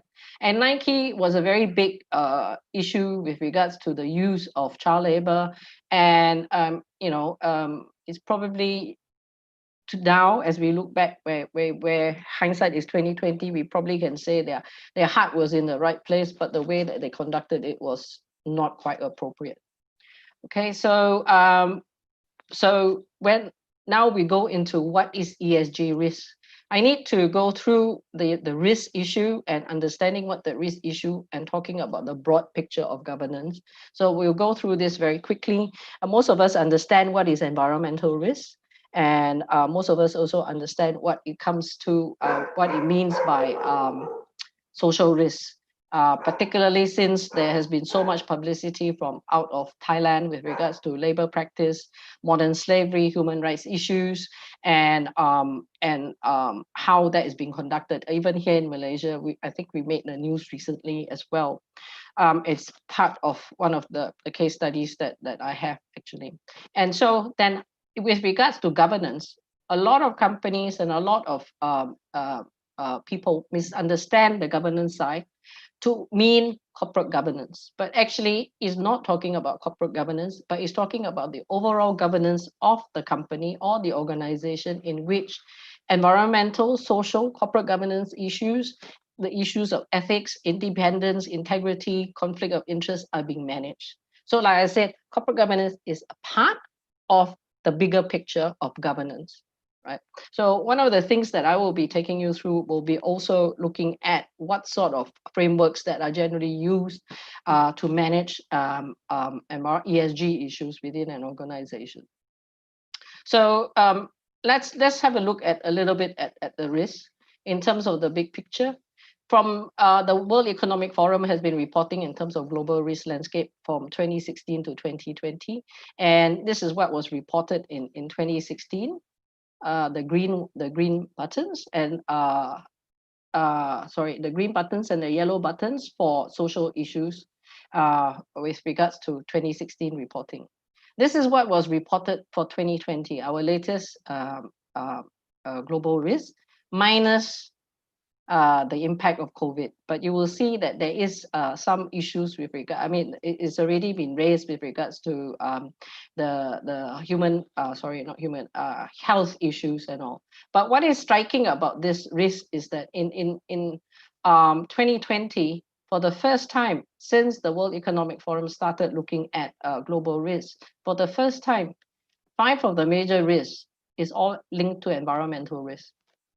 And that is significant because global corporations, which have been surveyed for this by the World Economic Forum, is saying that environmental risk is an issue, is a threat to their business, right? We're going to have a little look later on how this is being addressed in or not addressed in Malaysia. And there are some interesting data, I suppose, based on our research that we've conducted with regards to how sustainability is being governed in Malaysia. So, like this is how to say a deeper shot, a clearer shot. So the issue that we are most concerned with is extreme weather arising from climate action failure, biodiversity loss, natural disasters, and human-made environmental disasters.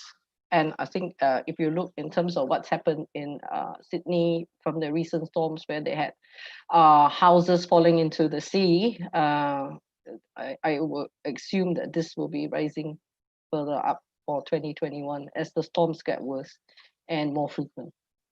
So this is a little bit of research that we did in Malaysia. We surveyed, we reviewed actually the top 70 companies listed on FTSE4Good Bursa Malaysia Index. And we looked at what they reported in terms of material issues, basically what is their sustainability risk.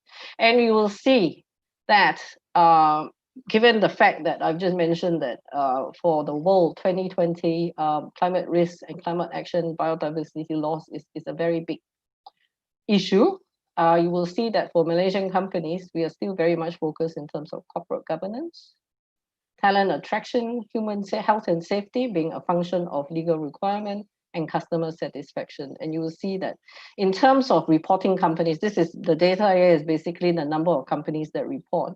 You will see that in terms of reporting companies, environmental management just makes it.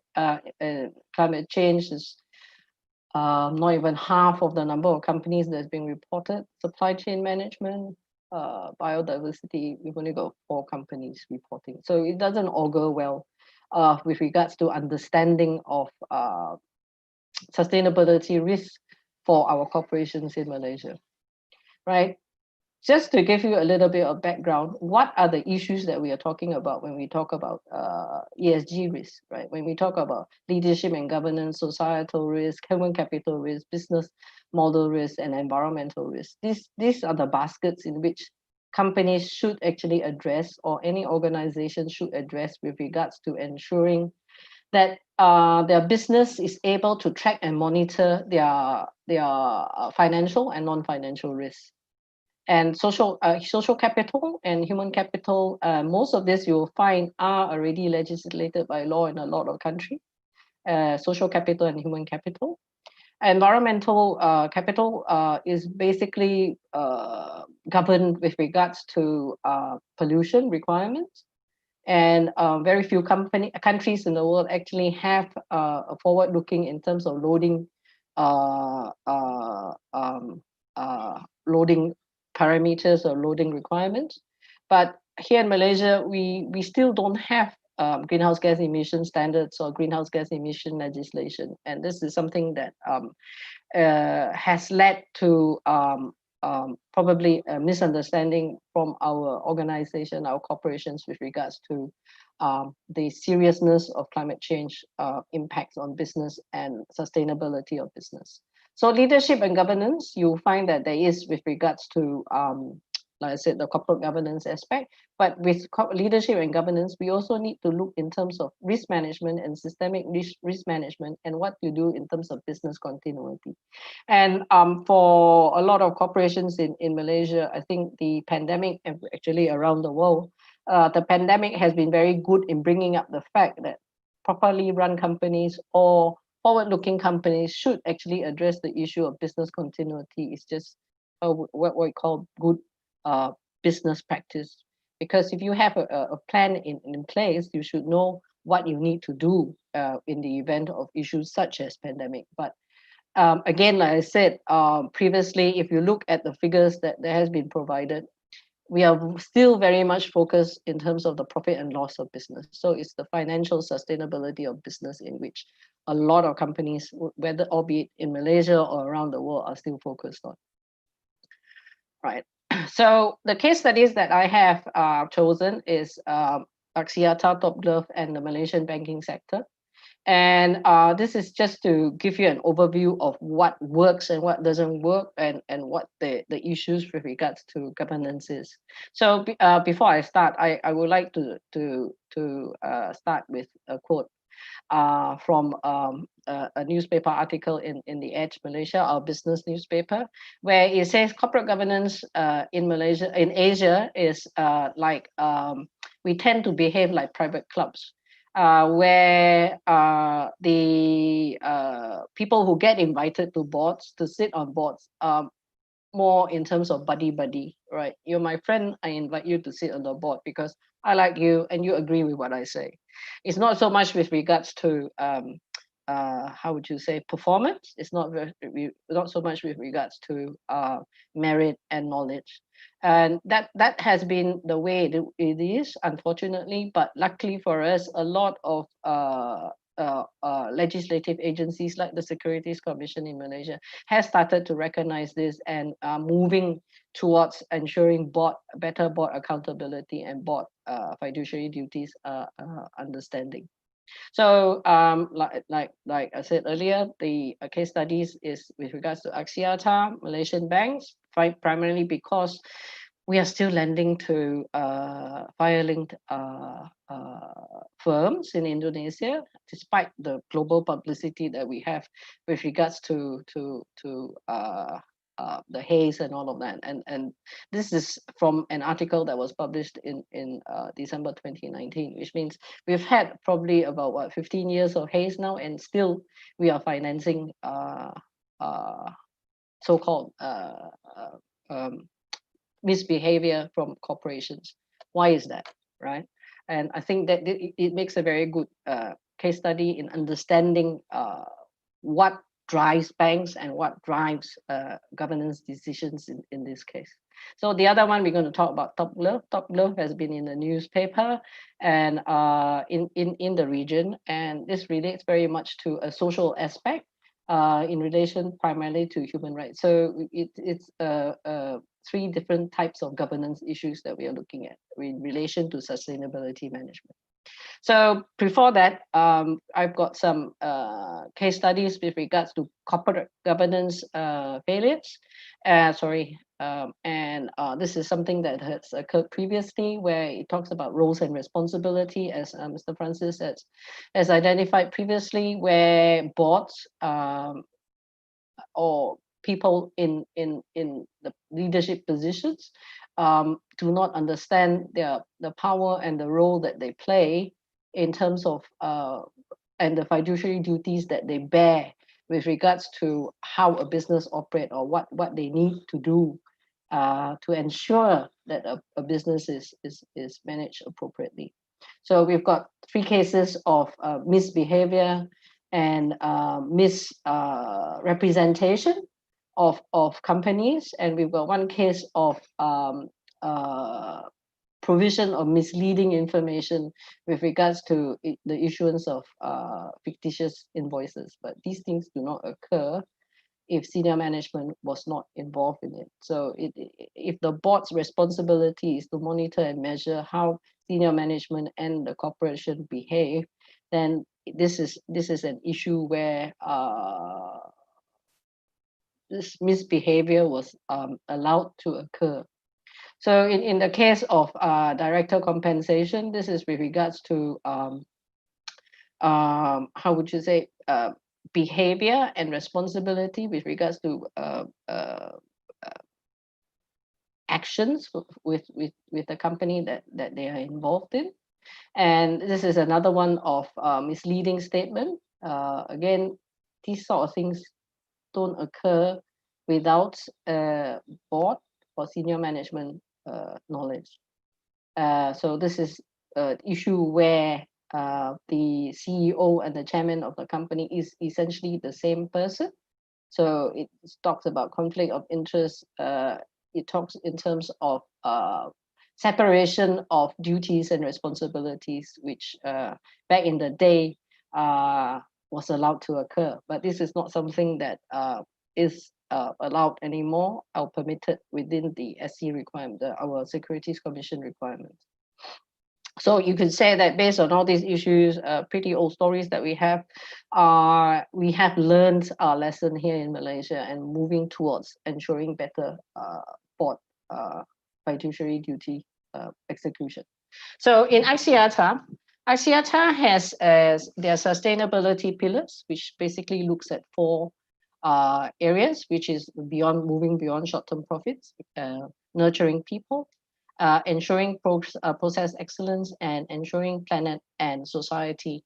And you will see down here, they have already stated what they are looking at in terms of their focus areas, and in terms of people, diversity and inclusion, cultural integrity, inclusive workplace. What is it? What is interesting here is their environmental management program has allowed them to secure a sustainability linked finance So basically, in terms of the publicly available information that they release, they are able to demonstrate that they have appropriate governance to ensure that they are able to monitor and manage their environmental, social, and governance issues. And on the basis of that, they have gained reputation, and they've gained the trust of financial institutions to be able to secure sustainability-linked financing. And this is an achievement because generally in Asia, the view is Asian companies do not, do not perform as well in terms of disclosure. And a 2018 HSBC report basically says the sustainability reporting or corporate responsibility reporting requirements of Asian companies do not meet the needs of the investor. So this is significant because for a Malaysian company to be able to access sustainability-linked financing, it means that they have provided enough information and demonstrated enough appropriate governance to be able to to secure the financing. The next one we're going to talk about is Topgolf. Topgolf is now the world's biggest manufacturer of gloves in the world, and they are probably the biggest supplier to the US. And they in Malaysia they are known as one of the star boys, star performance of the stock exchange, in the sense that they have had very remarkable results with regards to revenue, with regards to PATAMI, EBITDA, sales, and general overall share price performance. However, they still have issues with regards to what do we call human rights management, with regards to their employees, the use of migrant workers within their supply chain, within their manufacturing process, and they were slapped with a non-allowed export order by the US State Department under their modern slavery legislation in the US with regards to the mistreatment of migrant workers within their organization. So that was back in July. And when that happened, it took them a while in August to pay compensation for their migrant workers when they talked about paying agency fees and all of that. And from there, the question then is, why did that happen? Because in terms of Topgolf's materiality matrix, they do report in terms of human rights. There it is, number I. They do report in terms of labor practice. However, they do report procurement as a law. So what does that mean essentially? Does that mean that because most of the agent migrant workers come through agency, which is going through a procurement practice, by ranking it low, you are not able to look at how your migrant workers are being supplied to your organization? And why does it need? I suppose the other question is, why does it need regulatory authorities to actually stop your business before you actually do something? So if you look in terms of the risk and governance reporting of Topgolf, you will see that they emphasize in terms of business. This is the 2019 report, and it's an old report because we haven't had their newest report out yet. It's not been published yet. With their emphasis is in terms of business, production, in terms of their systems, in terms of IT systems, cyber vandalism, in terms of sabotage, and in terms of regulatory compliance. So if you talk about regulatory compliance, there is no way that you do not know about the human rights issues and labor rights issues from the businesses that from the areas in which you sell your business. I mean, you have your business in. But what's basically what's happened is for a lot of companies is when we look in terms of the risk assessment process and all of that, all of this is done internally. So we are looking at what's happening within the organization. We forget that we do need to look externally, particularly at our stakeholders and what they are saying about us and what we need to take into consideration to ensure continuity of business. So one of the things with regards to governance, and it's aligned with integrated reporting requirements, is we need to start looking outward and start engaging with our stakeholders more so that we actually understand and are able to govern our risks and our both financial and non-financial risks appropriately. So this is a classic example that the organization at Topgolf is basically very inward looking, so much so that they forget about what your stakeholders are saying and taking into account the seriousness of the issue that is being raised. And particularly for the US State Department, they have exercised this ability to bar businesses, and they have done it for Thailand, and that's very well known. So if for corporations to ensure appropriate sustainability performance, both financial and non-financially, you have to look outward. So this for me is a pretty good example of the issue of governance and board of directors and senior leadership not understanding what the key issue is with regards to their business.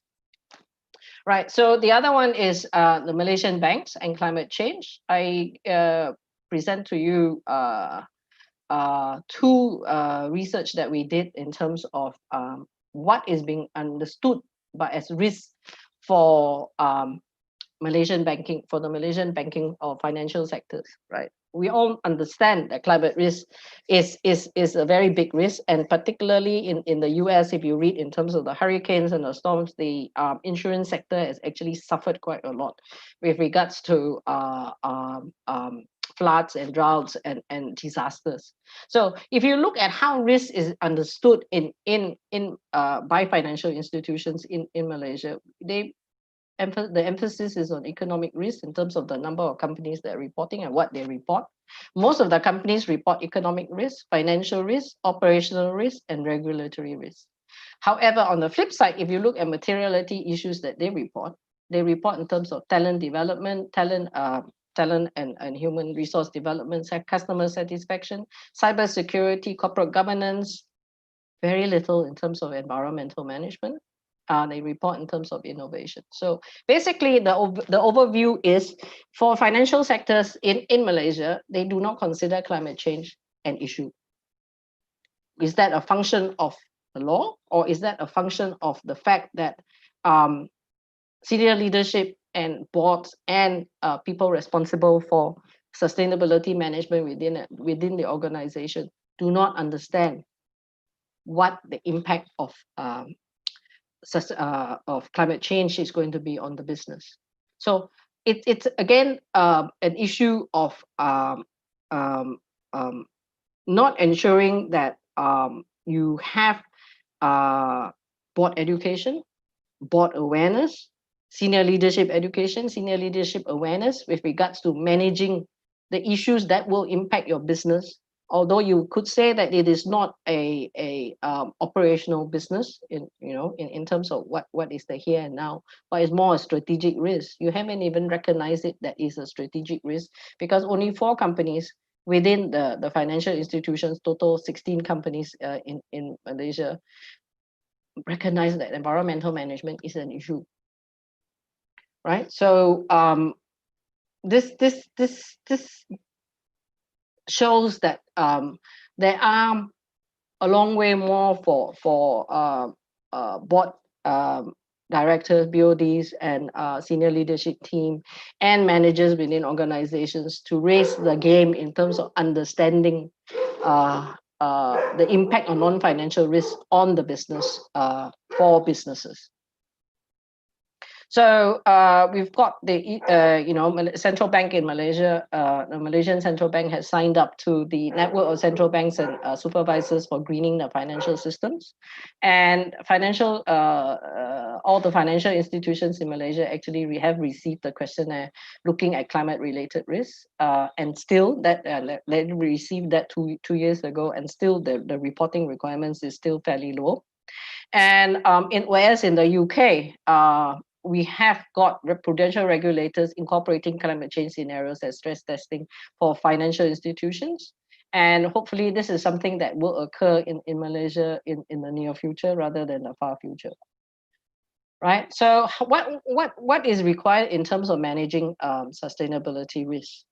We deal with the framework, and essentially we look at a sustainability governance framework where we look in terms of identifying your business drivers, your outlook in terms of financial and non-financial. We look in terms of creating a corporate vision. Then from there, we look to drive integrated risk assessment using enterprise risk management processes, where risk is for financial and non-financial risk is managed as in an integrated manner, where you do not have separation, where financial risk is this, corporate risk is this, sustainability risk is there, and the two shall never talk. And therefore, you create an issue of silos within organizations, leading to a disconnect between the management of risk within the organization and the management of sustainability risk within the organization. So we seek to help our clients to integrate the two, and we develop what we call a sustainability implementation plan in building the framework, who is responsible, identifying roles and responsibilities, looking at goals and KPIs, key performance indicators and targets, and developing a roadmap of what you want to do for the long-term, short-term, and mid-term level. And that we work together with our clients to decide what is long-term, what is short-term, what is medium-term for different organizations. So then we develop action plans, we develop SOPs if so required, we develop a communication platform, and at the same time, we provide training as well in helping our clients meet appropriate sustainability governance requirements. And all of this, you have to bear in mind, doesn't occur overnight. There's a lot of training, a lot of engagement that needs to be done to ensure leadership competency to understand the creation of sustainable value within the organization. So in terms of best practice, in terms of governance, and in terms of how it actually look like is, this is an idea of how it should be reported. You have sustainability representatives, you have a sustainability working group, you have a sustainability steering committee. A lot of the leading companies like Unilever, for example, do have a chief sustainability officer. However, in this case, the CSO is chief strategy officer. So these are how reporting requirements or governance requirements and governance framework should function within organizations, where the board of directors understands what the risks are. The risk committee looks in terms of integrated financial and non-financial risk, and so appropriate decisions and appropriate allocations of resources is able to be provided through a common understanding of what the financial and non-financial risks of the organization faces. We've worked with clients where financial risks were being managed very well. However, because there was no avenue for reporting up to the board for board decision, a lot of financial risks, non-financial risk, sustainability risk issues were not managed, leading to how would you say, big losses that has occurred for various organizations. So this is probably a working framework that works for most organizations. So in terms of looking at governance and all, you should actually start considering with in the context of board, asking the sort of questions that, like, for example, what is our external environment that will impact in terms of our our strategy? What does our stakeholders say, which is important for our business? How should we tailor our business strategy, taking into consideration mega trends? What is going to happen within the country that I'm working in? Let's say, for example, Malaysia. Is there going to be carbon legislation? Is that going to impact the way I do business? How do I develop an appropriate corporate strategy then that will help me navigate through all these outlooks and all these environmental expectations? Then the next question is, apart from our stakeholder expectations, what are our investor expectations? How are we dealing with investor expectations? What sort of investor do we want to attract, right? Are we looking at government, sovereign investors? Or are we looking at a more boutique, socially responsible investments, which basically raises the reputation of an organization if they do invest in you? For example, the Norwegian pension funds have a very solid reputation of only investing in the best or the better responsible companies. So if you attract those sort of investors, what does that mean in terms of your corporate value? What does that mean in terms of the reputation that you are gaining as an organization? So how do you compare with your peers in this regard? What do you want in terms of driving corporate value? Because at the end of the day, if you work on corporate value in the work in terms of reputation, they build holistically a holistic organization where you have solid reputation, you deliver solid investments and return of investments to your stakeholders.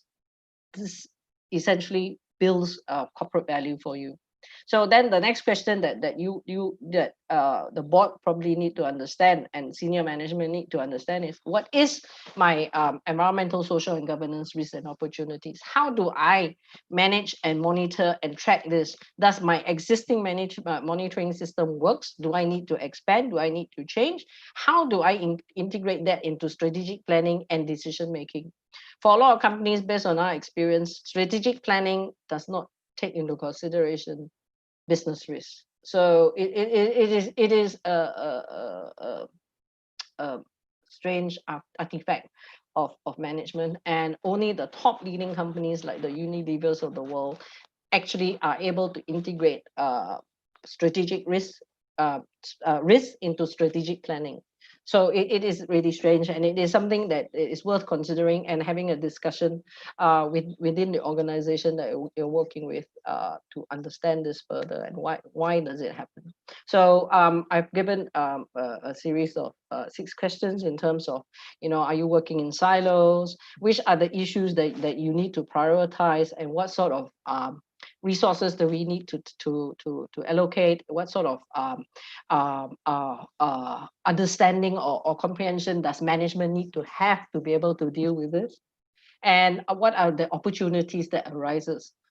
Sorry, excuse me. One of the clients that we were working with, in terms of identifying the ESG risk, was also able to identify opportunities for the development of new products. And as has been highlighted by Mr. Francis with the PE company, the polyethylene company, Indorama, right? Yeah. So those are all pertinent questions to ask. So the end of the day is, does it matter? I think Mr. Francis has actually shown that it does matter, but just to give you the Malaysian context, this is the Malaysian performance of the Bursa FTSE for Good Index, which is basically talking about a sustainability index, and the blue line is how it's performed. And the gray line is our Bursa Emas Index. This is a publication from FTSE Russell. And you will see that I think the anomaly here is probably because of how Top Glove has been performing and how the glove factories have been performing in Malaysia. So you will see that there is increasingly a separation of performance. So being able to have appropriate governance, being able to report that you understand, you monitor, you measure, you track, and you are able to identify and manage your risks, financial and non-financial, helps. And it's actually very important for business reputation, and it's very important for ensuring that you are keeping one step ahead of regulators and your competitors. So thank you. Oh, sorry, this is the further information, S&P. Okay, so any questions? Yeah, Dr. Ms. Oi Ching, thank you so much for the enlightening talk. I think, yeah, this is very interesting because, as I mentioned in the previous slot to Prof. Abdul Razak, that these are, when we talk about the leadership and governance, I think these are the real challenges of sustainability. Yeah, we can say that it's coupled with maybe lack of awareness on sustainability aspects when we talk about the technical aspects of sustainability and the environmental challenges. So maybe I start with a question of mine, and this is also if Mr. You want to also to contribute. Is it like when we talk about the Malaysian scenario and the global scenario? So is it the real obstacle of implementing the sustainability aspects from the business perspective? Is it because they consider it as a burden? They need to lose, they need to fork some amount of money, especially when we talk not only about the reporting of the sustainability concepts, but rather on the industries that they really contribute and they cause a lot of pollution, whether we are talking about air pollution, water pollution, solid waste issues, or it is, yeah, I mean, is it really because of the monetary issue, because of the more concern about the profits, and they do not want to spend more money on, like, they consider it as unneeded spending? Well, I've worked in Thailand, I've worked in Indonesia, in Australia and in Malaysia, and all in the sustainability sphere. And in my experience, the leading companies who take up sustainability reporting or do it the right way in terms of sustainability management, whether it's for integrated reporting or sustainability reporting, they see a value to it. Right. In Australia, when I was working there, they still had 30% of companies which did not report to the ASX requirements for sustainability reporting. And most of the companies that actually do reporting here in Malaysia, apart from those that are on the FTSE for Good, and for a few that are not on the FTSE for Good, actually take what we call a very tick box exercise, because the Bursa has issued the guidelines with regards to reporting. And similarly, in Thailand, only the boutique, not boutique, the elite companies in Thailand actually do a proper sustainability reporting. Most of it is because in Malaysia, Thailand, and Australia, it is a requirement by law for their listing requirements for them to do reporting.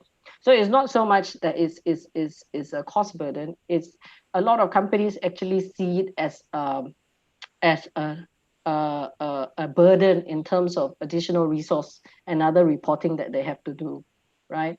I have worked with clients that actually took that view, but as the years pass, within 3 years of reporting, they actually see value.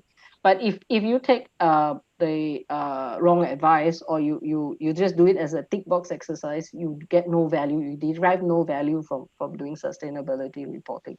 So it is a function of two. I suppose the short answer is it's a function of two. A lot of company owners and board of directors see it as a burden because it's a compliance function, and also see it as a waste of resource because they feel that the money could be spent somewhere else.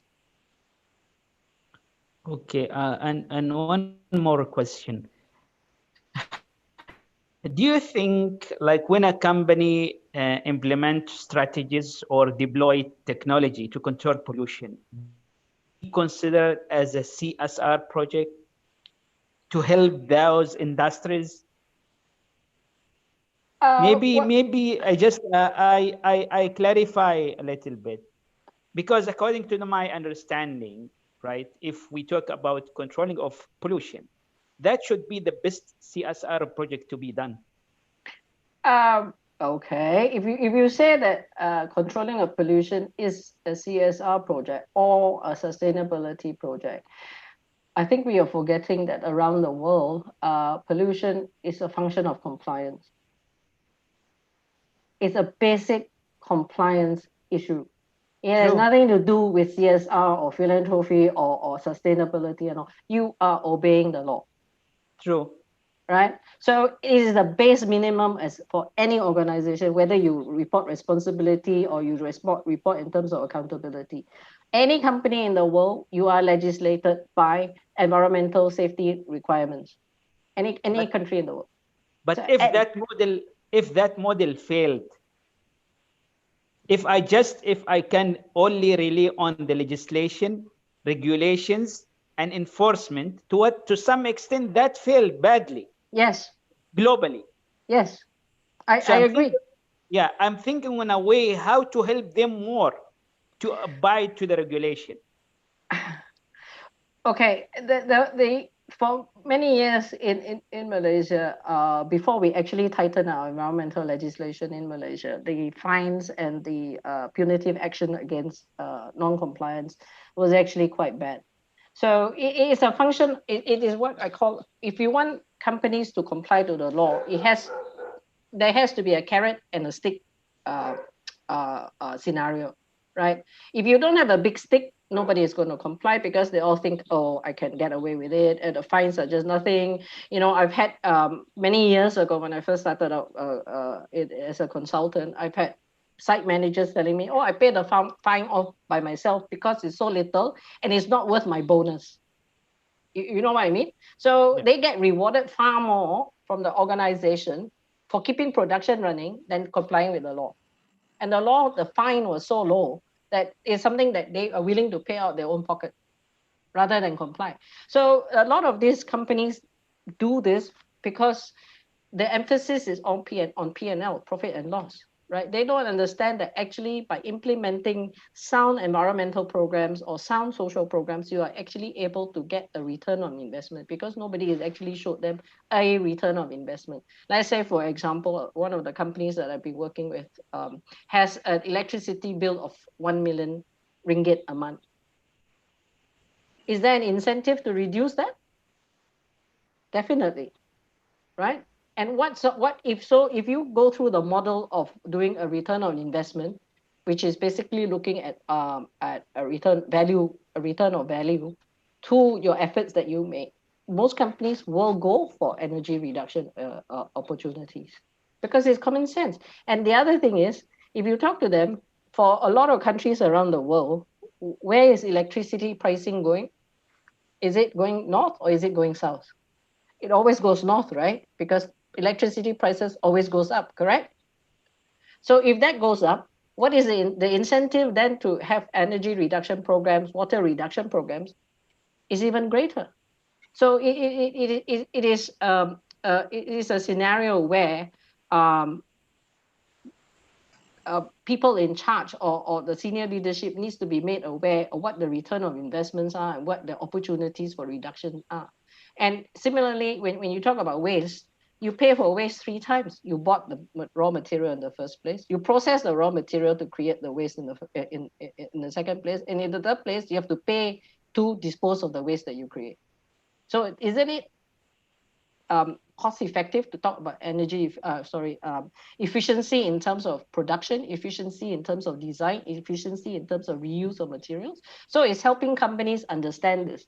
And a lot of times where companies do not have this point of view is they don't understand. They have no pressure. If they were in a situation like Top Glove, where there is the world's biggest glove manufacturer now, the world is their oyster, the tendency is not to listen until something happens. And actually, when I was in Thailand, I did talk to Indorama, and the company that I was with previously did the work for Indorama, so we understand them and what their motivations were. I hope that answers your question, Dr. Risa. Yes. Yes. So there is one question here, says that Malaysia have a very good model in the world. So what are the strategies behind this success? I suppose I do need a bit more clarification. Are you talking about sustainability reporting model or This what is this question from the participants. So okay. So I will try and answer it the best that I can. If you're talking about the sustainability model, the Bursa Malaysia, our stock exchange, legislated that companies who are listed on the stock exchange should report on sustainability, either as a sustainability statement within an annual report or as a standalone sustainability report. From the time that they started that legislation, I think it was 2012, if I remember. So let me go and check.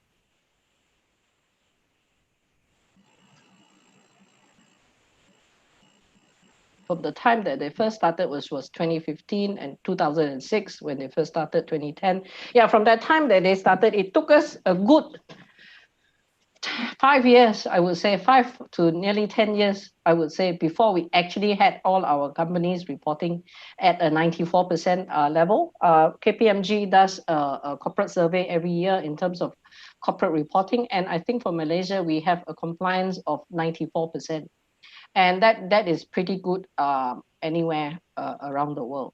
And it took us a good 10 years to actually ensure that corporations that are listed on the board do report in terms of sustainability. But in terms of reporting standard, I will say that majority of the companies, except those that are on FTSE for Good, majority of the companies do what I said earlier. They take the Bursa sustainability reporting guidelines, and it becomes a tick box exercise. Yes, I reported on this. Yes, I reported on this. And if we actually look at some of the smaller companies that is listed on the board, it is a cookie cutter report. So when you say that it is successful, yes, it's successful in getting the number of companies to report up. But I wouldn't say that it's very successful in ensuring the quality of reporting. Right. So I hope that answers your question. Yeah, thank you. Let's see if there is any other question.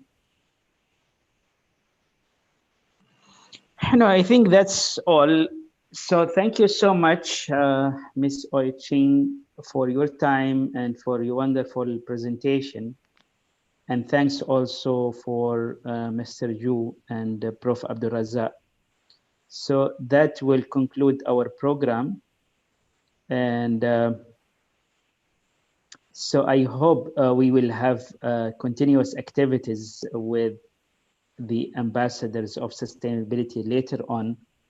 So I'd like to thank everybody, and we'll keep on touch. For the participants, the feedback form will be shared quite soon, either today or tomorrow. And I will update you on the next activities very soon. So thank you so much for everyone. And thanks also for the team at the Institute of Technology in Sumatra, ITERA, for Dr. Achib as well, for the arrangements. And it was a good program where we connected with each other. Thank you for the participation, and thanks for the comments. And definitely we'll keep on touch. I will be contacting you very soon. Thank you so much. Thank you. Thank you. Thank you, Dr. Bye. Thank you. Bye-bye. Bye.